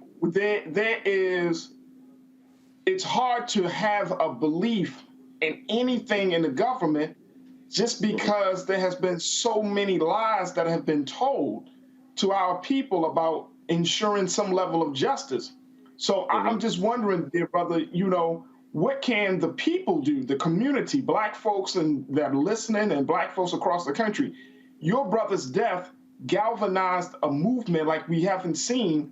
And I don't think it was just about him. It started with him, but it was really about the larger issue. So what can we do to help you, dear brother? How can we be of a service and assistance? Do we, I'm not even sure if we can get the bill back on the agenda at this point, but what do we need to do on the state level, city level, to help you and your family, and most importantly, helping the families of so many other folks that you have come across that have been victimized by police officers? First thing first, we can never give up hope. We always got to be able to work together, because we're stronger in numbers. I say that all the time. The fact that we are, sir? No, I was just agreeing with you, dear brother. I said, yes, sir. Yes, sir. The fact that people got out and marched during COVID, when it was a pandemic, people were losing their lives, going home to tables with empty chairs, and they still got out and marched. They didn't fear COVID. What they feared were police officers out there murdering people. And it wasn't just African-American people out there marching. You had Caucasian people out there marching, people who went to school with African-American people, people who played with us, people who grew up with us. You are not taught to be racist. You become racist because of who in your family. Because outside of that, people don't teach you that. People just tell you to go out and have fun. So I want everybody that's with us, just period. This is a movement, and we need to stick to it, because right now they're sweeping it under the rug. And whatever we have to do to get out there and be team players.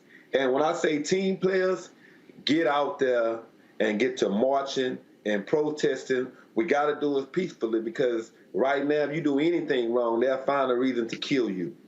And I want you always to remember this. If they can make federal laws to protect a bird, which is the bald eagle, they can make federal laws to protect people of color. And the thing that I never understood was how, if you can see a black person killed, nobody says anything. But you see a white person killed, and there's an outrage. It's time for a change, and it's up to us as brothers and sisters. Dr. King said a long time ago, he had a dream that people all around the world would join hands together, and we close to doing that, because the world has got behind George Floyd. The world has got behind this movement, and they're pushing behind Breonna Taylor, Ahmaud Arbery, Pamela Turner. I can keep naming them. It's so many of them. Anthony McLean. And this is a sad situation that we have to fight for what we're fighting for, and we have to feel like we're second-class citizens because they're making laws for Asians and everybody else except people of color. Michael. Hey, Brother Felonious, thanks for coming on today and sharing this information with us. And yes, sir. I'm just, my heart goes out to you and your family, and you all keep persevering as well. Yes, so I see that also. yesterday, the New York Times had a huge story that talked about more than half of police killings are mislabeled. And they looked at they're looking at a 40-year period of time from 1980 to 2018. And about 55% of fatal encounters with police officers have been mislabeled. They have not properly been counted. So we're looking at about an undercount of about 17,000 people who have been killed by police from 1980 to 2018. With information like this just came out yesterday. With information like this, one, do you think this will help be able to push through the George Floyd Justice and Policing Act? Because one of the things that it will do is require accurate reporting when it comes to police fatalities. And two, there's some talk about a carve out to the filibuster rule to be able to get this pushed through the Senate about 51 votes, 50 Democrats and Vice President Kamala Harris being the tiebreaker. What are your thoughts on this and trying to get this pushed through through a carve out to the filibuster? Because we're not going to get any help from Republicans on this. They've just been stalling. But my thoughts is we gotta build. We gotta build, and we have to continue. Just like you said, what you read in the Times, we have to continue to gather that information and just apply it to people who need to hear it constantly. Because the problem is not us. It's clearly everybody else. Because we're not the one killing people. We are the ones being murdered. So for us to have the problems that we're having now, I pretty much think that we need to, not only us, anybody else who wants to relay the message, just like what you just said, we can. I'll even speak to them when I have the opportunity to, because right now, evidently you can see what's going on. Nobody wants to speak to me now because I'm in an outrage. And the fact that, I understand, but the problem that I'm going with now, it's not about how much. The problem is basically it's like change doesn't come without cost, and it's basically how much are you willing to lose to win the fight? That's it. We're not going to war, but we're not laying down either. So I stand with you, brother. And all the information that you're telling me, I'm gonna use it, and I'm gonna make sure they understand that these are facts. This is not fiction. Facts. Right. You can't take away facts, just like you couldn't take away that video of our brother. Thank you. Philomena's last question for you. I said earlier this week that I believe that the George Floyd family, the Breonna Taylor family, others' family, they should announce that they are coming to Washington, D.C., that they are demanding that Senator Tim Scott, Senator Lindsey Graham, Senator Mitch McConnell, Senator Chuck Schumer, Senator Cory Booker, Senator Dick Durbin sit at the table to meet with them and look them in the eye and say, why have y'all failed? Is that something that y'all are considering, literally making that demand and say, we are going to come to Capitol Hill and we want that meeting and see who shows up? I'm willing to do it. I'm willing to do it because it's not just my brother's life that has been taken away. You have millions and billions of people living in this world where they are killing innocent people. I'm talking about police brutality on innocent people. I will go. Just give me the time and the place. I will be there because somebody has to speak out. Somebody has to let them know that, hey, I'm still here. You're not finna just grab pliers and twist my teeth and make it hard for me to live. No, I'm here. I'm here to stay. I want to be able to make sure my kids be able to live in this world without telling them, hey, make sure when the police pull you over, make sure you have all the windows down, for they won't be able to say, hey, I thought somebody was in the back seat, that's why I started shooting. No, I don't hate police. I think police are good people. But the fact that I have to get up out of my bed every day and tell people what reality is, this here is a big mess. And we're not sleeping. We're wide awake. We can get the Capitol Hill, Mr. Roland. We can do that. I'll be with them if they want to. I'm here for them.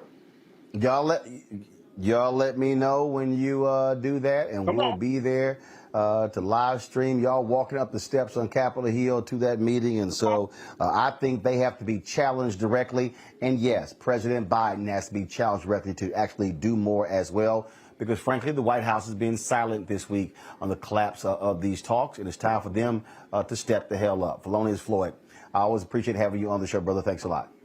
Thank you so much.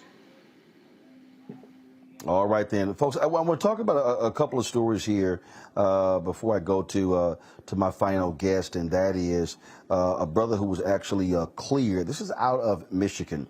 Murder charges dismissed against a man who spent 15 years in prison for the fire-related deaths of 5 children in Detroit. 50-year-old Jawan Deering walked out of court as a free man. Oakland County prosecutor Karen McDonald took a fresh look at Deering's case and found several issues with it.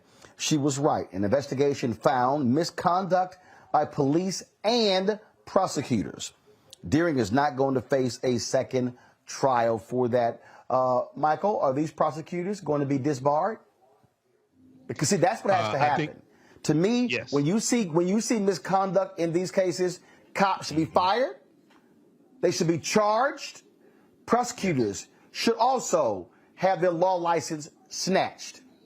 You know, I agree with that, Roland, and this is why it's so important for these local elections as well, who the prosecutors are also, because there are a lot of cases that need to have a second look. A second look needs to be taken, and the prosecutors have the power to do that. So, over the past, one of the things that's happened because of the Black Lives Matter movement is people have started realizing the power that local prosecutors have. And they started voting for local prosecutors and realizing a lot of these people, we need to vote out of office and vote better prosecutors in the office who will prosecute officers, but will also take second looks at cases like this as well. So, yeah, definitely. They need to lose their law license. They need to go after the police officers who lied, et cetera. Faraji. Yeah, I would agree with you on that, and with Michael on that as well.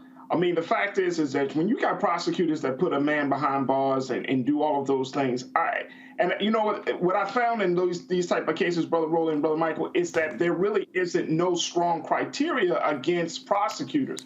I mean, we often talk about defense attorneys who do those, corruptive behavior, but when it comes to prosecutors, what is the consequence when a prosecutor wrongfully convicts an individual? And since there isn't any sort of punishment, then they're going to continue to see it, especially when you're talking about cases that relate to the welfare and well-being of Black men and women in this country. So, and for a prosecutor, it's like, oh, we just lost the case. But for the person that's wrongly convicted and locked up, they lost years. It's not just one thing. They lost years. They lost time away from their family. In some cases, they lose a sense of reality and sanity. So there needs to be something that, especially if the prosecutor has a pattern of locking people up based on, without real evidence or being wrongfully convicted people. All right, folks, got to go to a real quick break. When we come back, we'll talk about a charter school that is all about helping those in need. Next, in our Education Matters segment, I'm Roland Martin Unfiltered, streaming on the Black Star Network. I believe that people our age have lost the ability to focus the discipline on the art of organizing. The challenges, there's so many of them and they're complex, and we need to be moving to address them. But I'm able to say, watch out, Tiffany. I know this road. That is so freaking dope.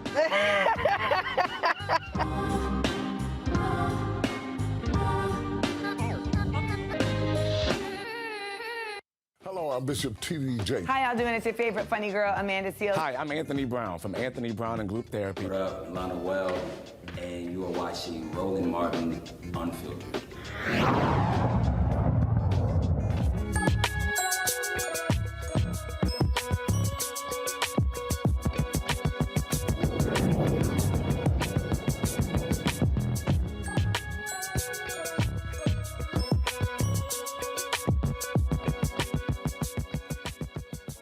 Folks, Doris L. Morrow Academy is a private school satellite program that offers tutoring, summer camp, and activities for students in person and virtually. They're based in Baldwin Hills, California. The school is named after the founder's mother, a social worker who profoundly valued education. Joining us now is Kimberly Morrow Brock, founder and executive director of the Doris L. Morrow Academy. Glad to have you here, Kimberly. First of all, I call it a charter school. It's not a charter school. No. And so sorry about that. And so, when did you start this? When did you start this? And what was a specific thing that caused you to say, look, you know what, I got to do this? So I have been teaching, and I had been an administrator in public school for over 20 years. And when the pandemic hit, in June of 2020, I resigned from my position. And I began tutoring students. And I noticed a lot of people were posting on Facebook that they were really having difficulty with the distant learning. And so I thought, you know, this will be a great opportunity for me to help people during this time of their need. And I decided I was going to do tutoring services. Well, one of the parents that I met said, I would like for you to be my children's teacher. Can you homeschool them? And I was like, oh, okay. So I went online and I looked up at the California Department of Education to see what it is I needed to do. And I learned what I needed to do. I needed to file a private school affidavit and basically create the curriculum, and that's exactly what I did. So I started out in August 2020 with 2 students in my homeschool, and then I had, I think it was like 4 students that I was doing distant learning tutoring with. So I started out with 6 students, and it was wonderful. The parents loved it. They loved the fact that their children were getting this personalized attention. And the students that I homeschooled, I really customized everything around their interests. Wow, that is pretty interesting there. How many students are you serving?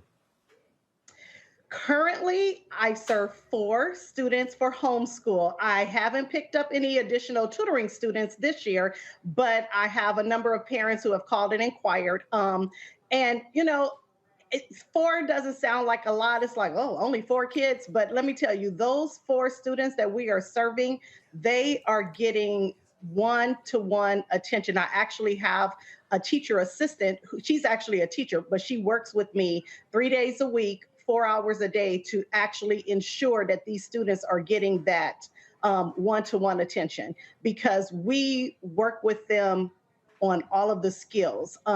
And keep in mind, some of the students are struggling learners. And they really need that additional attention. And some of our students actually have some diagnosed learning disabilities. And so we make sure that we are giving them the attention that they deserve. So, okay, so before I go to Faraji and Michael with a question, so how do you scale it? Obviously, you said 4 students. So how do you make this larger? How do you bigger? How many? What do you want to grow this to? Do you want to hire other people? Do you want to have other teachers? And so, how are you going to grow this academy? Yes. And it's private. So, are the parents also paying for this? And what do the services cost? Oh, yes. So that is the goal. The goal is to grow the program. My goal would be to have at least 10 to 12 students that my site is serving. Because it's a PSP, which is a private school satellite program, my ultimate goal is to have different sites for this. So other educators who are committed to customizing education and to being given that personalized attention, I would like for them to then take on their site, but utilizing the program that I've created with the students. So I don't want to have 20 to 30 kids showing up at my home, because this is done at my home. It's a homeschool program. So we do it in my home. And the goal would be for me to hire at least 2 to 3 more additional staff members. And yes, No, the no. parents First of all, you say the student. First of all, you say the students show up in your home, but you also do them virtually. And so if you we do virtual as well. and again, yes. So what would be your capacity? That's the real issue. So the capacity for my home site would be 12 students. But then I would want to get, my long-term goal, Roland, is to franchise this. So just like, Sylvan has different centers. So I would like to have different Doris L. Morrow Academy satellite programs where other educators who are committed, just like me, are running the same program, but from their place of residence. So that's my long-term goal. So I can service more students than what I can personally service. So right now, this is just year 2. I'm just getting started. I'm actually putting some things, procedures and processes together. So that's the long-term goal. But for my personal on-site, I would like to get at least 6 to 8 additional students. And if I can get some virtually, then that would be great too, because then I'll be able to manage that. But I don't want to have too many students where then I'm taking away from the original purpose of the school, which is to make sure that these students are getting attention and that they're getting that personalized attention. I hope that answered your question. Well, it did, but look, but the bottom line is this here. I get in terms of what you're able to do, but I do think the ability to be able to broaden. Again, last question in terms of, is there a cost and how much is it? Yes, so there is a tuition cost. It's $800 a month if a parent chooses to send their child 5 days a week. And then the tuition diminishes depending on how many days they're going to send them. So if they're sending them 3 days a week, they're sending them 2 days a week, then the cost, it goes down. Now, some parents have opted that if their child is only coming 3 days a week, but they still need a little help, then they'll do virtual. So they'll attend the classes virtually. But that's happened in a few cases. And so I'm really I'm trying to put together something that parents can really be proud of, because here's the bottom line. The students that I currently serve, they would be lost in a public school classroom right now because their needs are so great. Their academic needs are so great. And they just would not be served properly. I've been in public school education. I know the game. I know students that are quiet, students that don't make a fuss.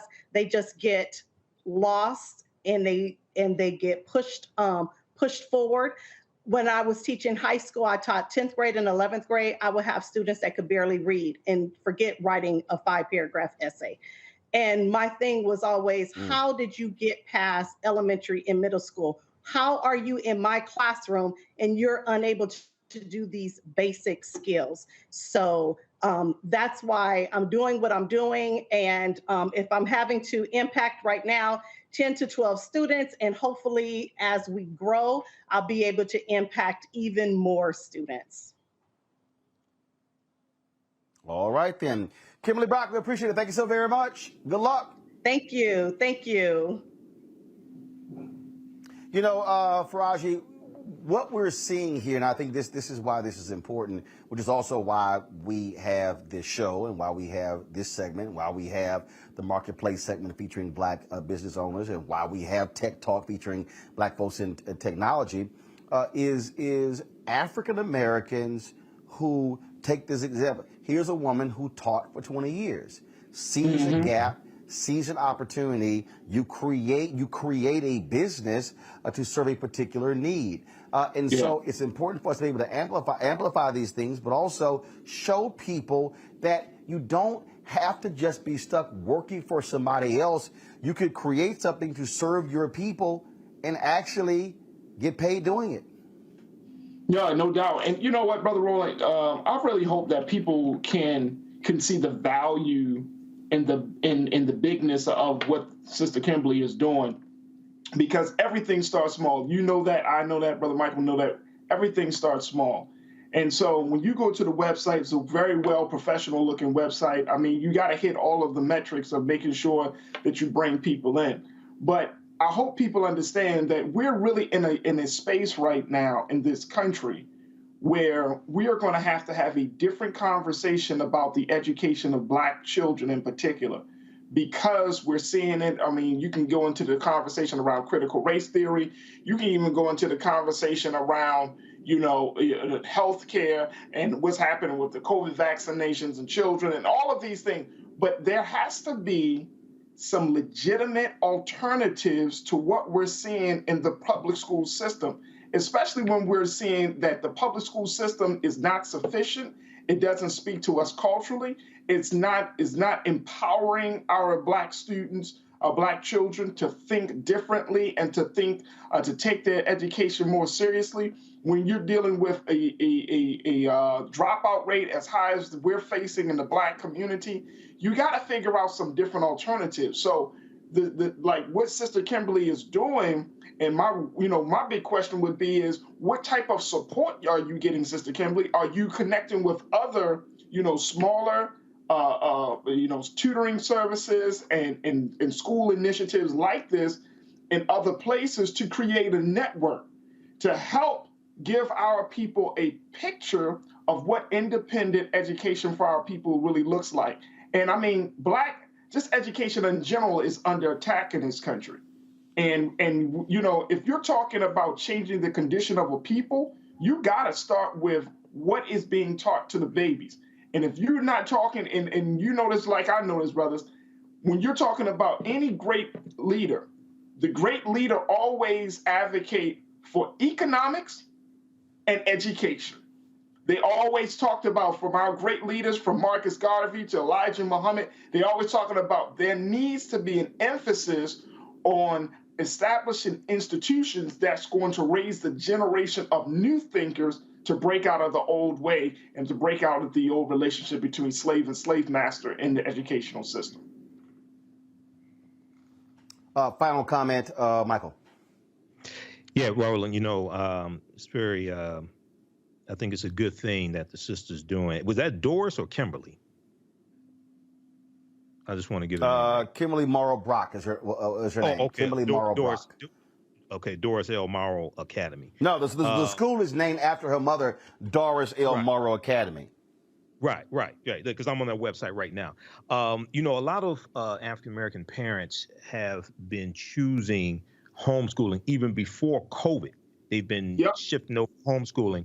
And one of the reasons why is because they want their children to learn African-American history and African history, okay? And a lot of the history that's being taught in these schools and some of the lessons have been damaging to our children. And on their website, she has a quote from Dr. Carter G. Woodson, the creator of Black History Month. So I think this is a good thing that she's doing. I would encourage her to connect with, if she hasn't, some Black homeschooling networks. Usually I speak at a conference in Atlanta, third weekend in Atlanta, of Black homeschoolers. But that can help her a lot and help her expand as well.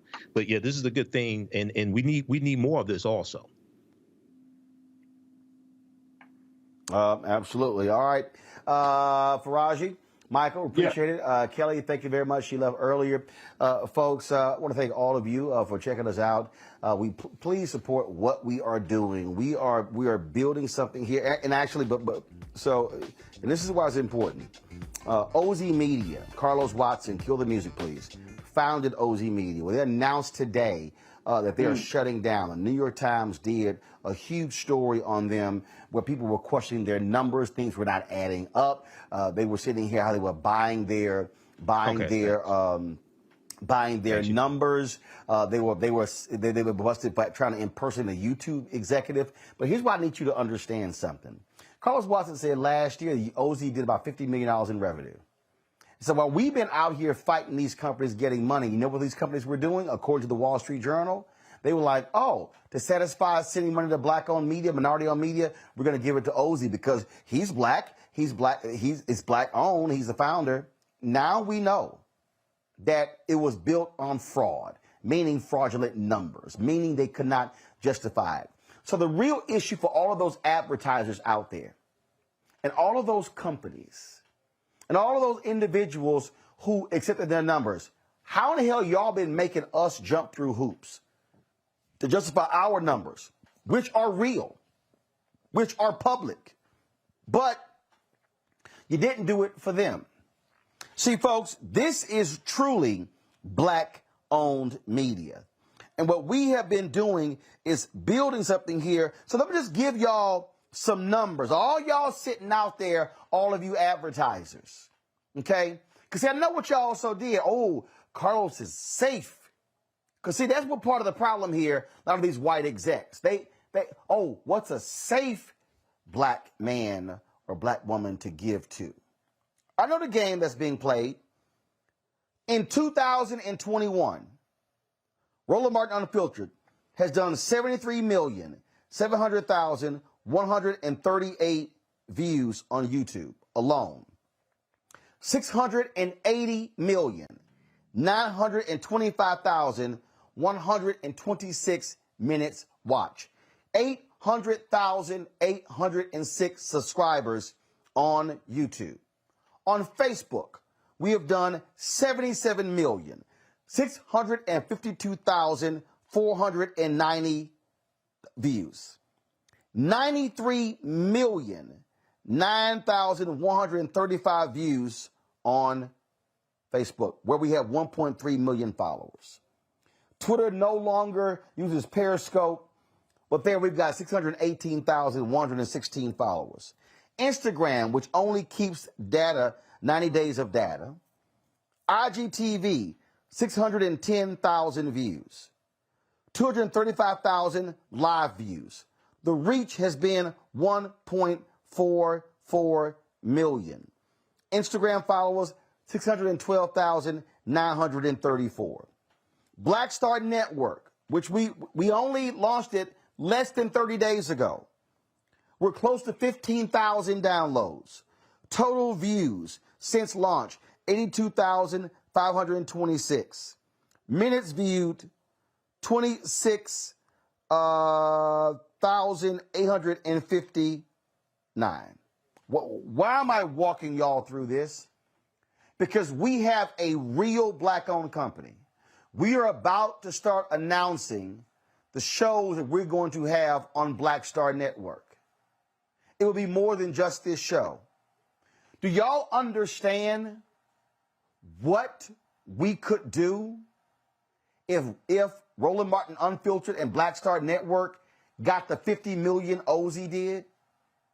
Do y'all understand how many people we could actually employ? How many journalists we could employ to build out our website, to have staff all across the country? And see, the Wall Street Journal, y'all, did an article talking about Ozy. And who are some of the companies that invested in Ozy? Who are some of the companies that gave them millions of dollars? General Motors and Chevrolet, Target, Ford Motor Company, Airbnb, Goldman Sachs, Group Inc. In fact, let me read this. This is what the Wall Street Journal says. Ford Motor Company, Airbnb, Goldman Sachs, Group Inc., and Target are among the advertisers that have paused their campaigns, according to people familiar with the matter. Together, the paused ad campaigns, which include other companies, amount to about $5 million in revenue for Ozy. It's the pause campaigns. 5 million revenue is almost double what we did last year. So do you know what we could do with 5 million in revenue? Who we could employ, the kind of coverage that we could do? I'm telling you this is because this here. Every single one of you advertisers that gave money to Ozy, you're going to be hearing from my sales team, and you already are getting the call. Let me tell y'all this here, because I told y'all I'm not sitting here playing. Okay?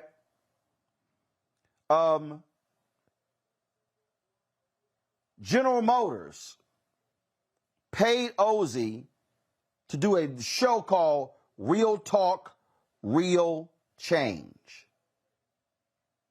The concept was conceived by Carol H. Williams ad agency. If you go to YouTube, you can see some of those shows. General Motors, Chevrolet. You want to do a show called Real Talk, Real Change? Black Star Network, Roland Martin Unfiltered. We have the assets to produce it. We have the assets to distribute it. I'm about to send an email right now to Deborah Wall, who is the Chief Marketing Officer for General Motors. I'm about to send an email right now to Heather Stewart, who is the executive with Carrot, their advertising agency, for us to do it. Our numbers are real. Our focus is real. And see, when we are able to get additional advertising, well, hell, I can do the exact same thing that Carlos Watson did. I can have billboards. I can have commercials.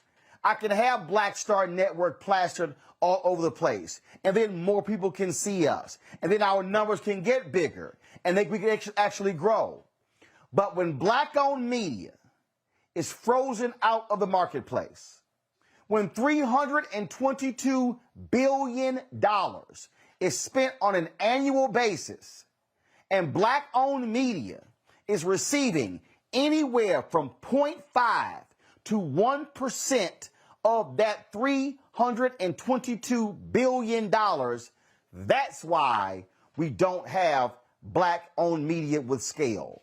That's why we don't have the ability to have multiple reporters and staff everywhere. That's why we can't, and I would love to be able to say my panelists are contributors to Black Star Network, which means I'm paying them, but we actually can't afford that. It is because this system, what they do is they go, oh, he's safe, she's safe. And let me go ahead and say this since we're talking about it.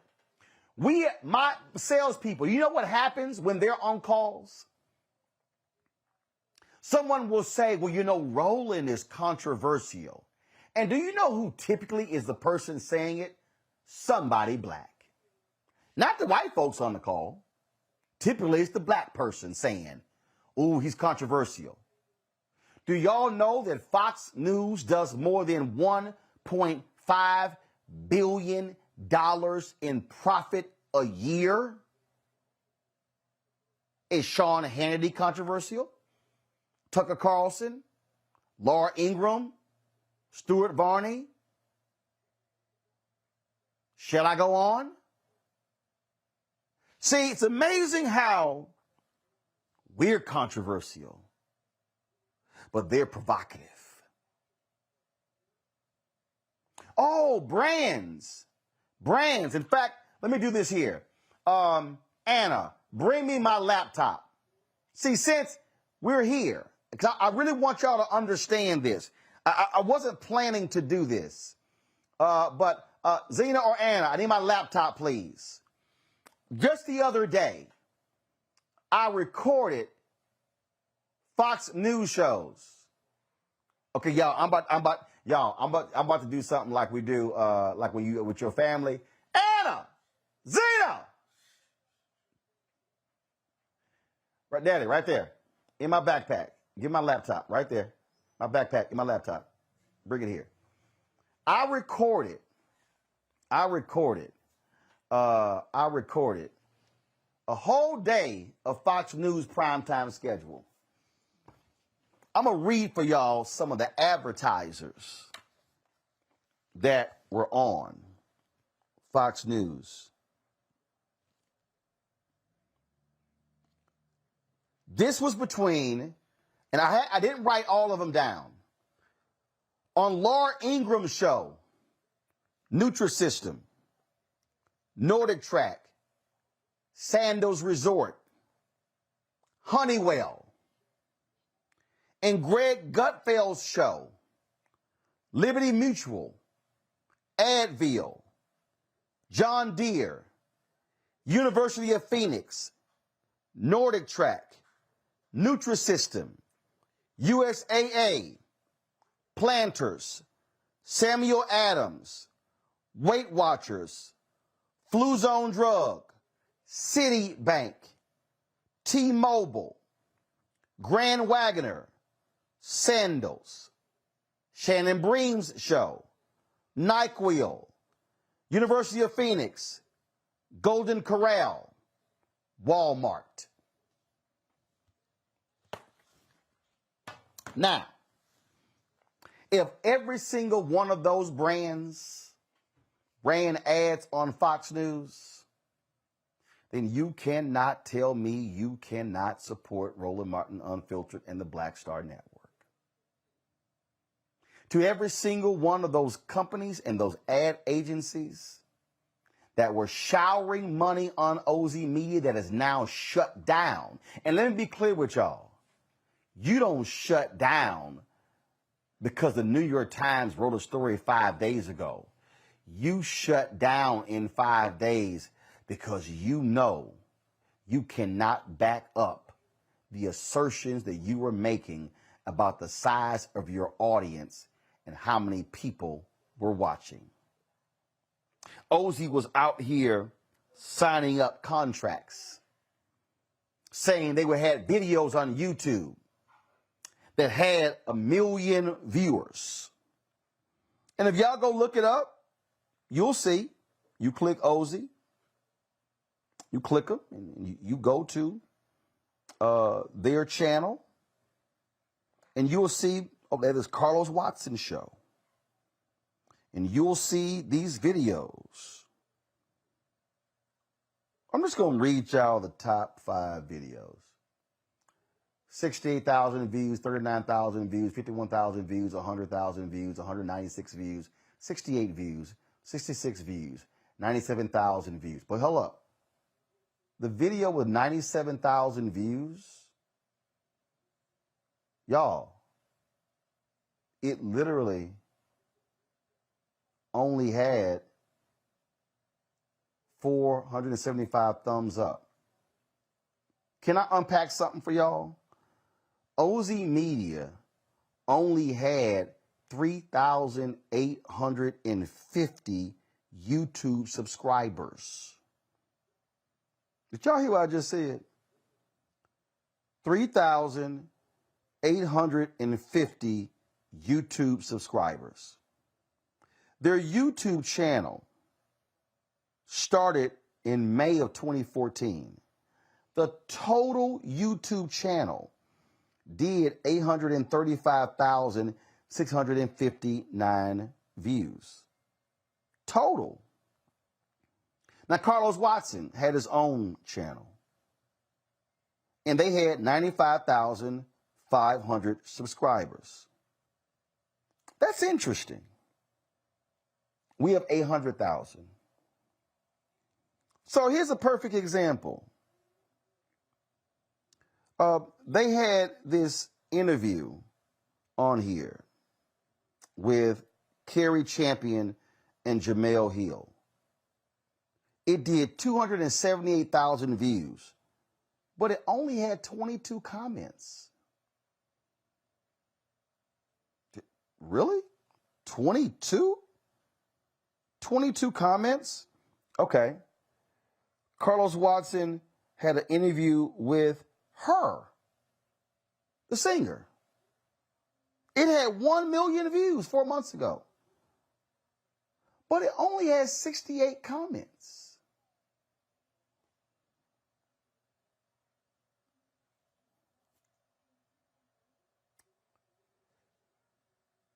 He interviewed modeling star Lena Bloom 3 months ago.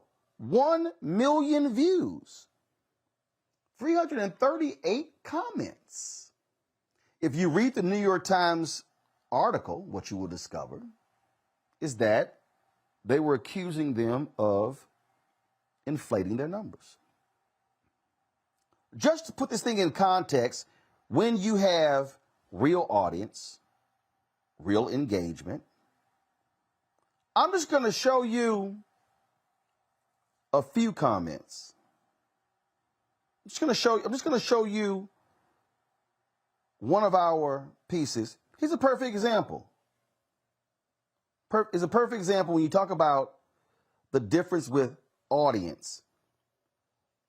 Ellen Pompeo, the crazy ass white woman segment we had, white people segment from yesterday, in 19 hours has done 110,000 views. Is Michael Farage still there?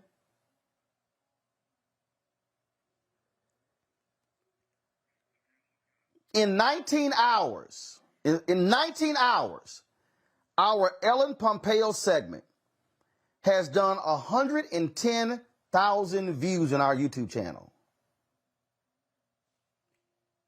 There are 1,000 comments. They interviewed her, had 1 million views, and didn't even hit 100 comments. To the advertising community, this is a platform that truly speaks to and reaches Black America. Y'all should be signing multi-year partnerships and agreements with us. Control room, I need you to pull up a story, Group M and Ozy partner. Because this is important. This is my last point. Group M is one of the major advertising agencies in America. I believe that they control in excess of $40 billion in company advertising budget. The CEO is Black. His name is Kirk McDonald. Kirk used to work at Time Warner. I've met Kirk a few times. In March, I believe, March or April, let me know when y'all pull the article up, please, and show it. Group M announced that they were doing a 2-year deal with Ozy as a part of their responsible spending initiative. This is a multi-year deal, and I guarantee you it is a multi-million-dollar deal. The announcement in Ad Age says Group M takes a responsibility-focused approach to media buying. The media agency strikes a 2-year deal with Ozy to further its DE&I efforts. According to this deal, Ozy, this is what it says. They struck a 2-year deal with Ozy, a multi-platform media and entertainment company that boasts a connection with a diverse audience of 75 million people, most of whom are millennial or Gen Z. We now know that is a lie. And this is what Kirk McDonald said. Inside of Group M, there's been a conscious awareness that as the media industry is evolving, you can't do investment like we had in the past, leveraging our scale and buying power. There needs to be more substance. The Ozy partnership falls into Group M's responsible investment buying framework, which focuses on brand safety, data ethics, diversity, equity, inclusion, responsible journalism, and sustainability. The goal, according to McDonald, is to make advertising work better for people and maximize media dollars through socially conscious buying to fund positive change. We agree. And it said McDonald points to Ozy as the type of media company Group M will be looking to partner with more deeply moving forward. Those that support and expose fresh perspectives and audiences. What that means is Group M plan to spend more millions with Ozy. Well, as of today, Ozy is out of business. And so as a result, I am directing my sales team, and I can text it myself, I'm directing my sales team to communicate this weekend directly with Kirk McDonald the CEO of Group M and to say the 2-year deal that you signed with Ozy, you should do that deal with Black Star Network and Roland Martin Unfiltered. The only way we are going to change this industry is when we leverage our power. And that means when I post something like this on Instagram and Twitter and Facebook, I need you to like and share it. The advertisers, these companies, these agencies need to see you commenting as much about the lack of us getting dollars as you do about a Real Housewives show. Because when we are commenting on Ellen Pompeo and Denzel, and yes, it was a very interesting story, that gets no money to us. That does not allow us to hire staff. But when we make it clear to these companies and these ad agencies that we mean business with our audience, then we're able to build and grow. And when Black Star Network and Roland Martin Unfiltered and the parent company New Vision Media, when we were able to grow and hire staff and pay them more and employ more people, we are building Black America. We are actually allowing people to buy homes, to send their kids to college. That's how you talk about creating wealth. It is not through being an employee. It is about ownership. So, Ozy Media is gone. Carlos Watson, his reputation is in tatters. We're still here. And we're not going away because we are building something here that is real, that is substantive, that is Black owned, that is socially conscious, that cares for our community. The question is, are you actually going to support it? Folks, we always end the show on Fridays with our remember the Bring the Funk fan club. I'm going to roll that right now. I'll see you guys on Monday from Los Angeles, from the George Lopez Golf Tournament in LA, Los Angeles, California. See you then. How?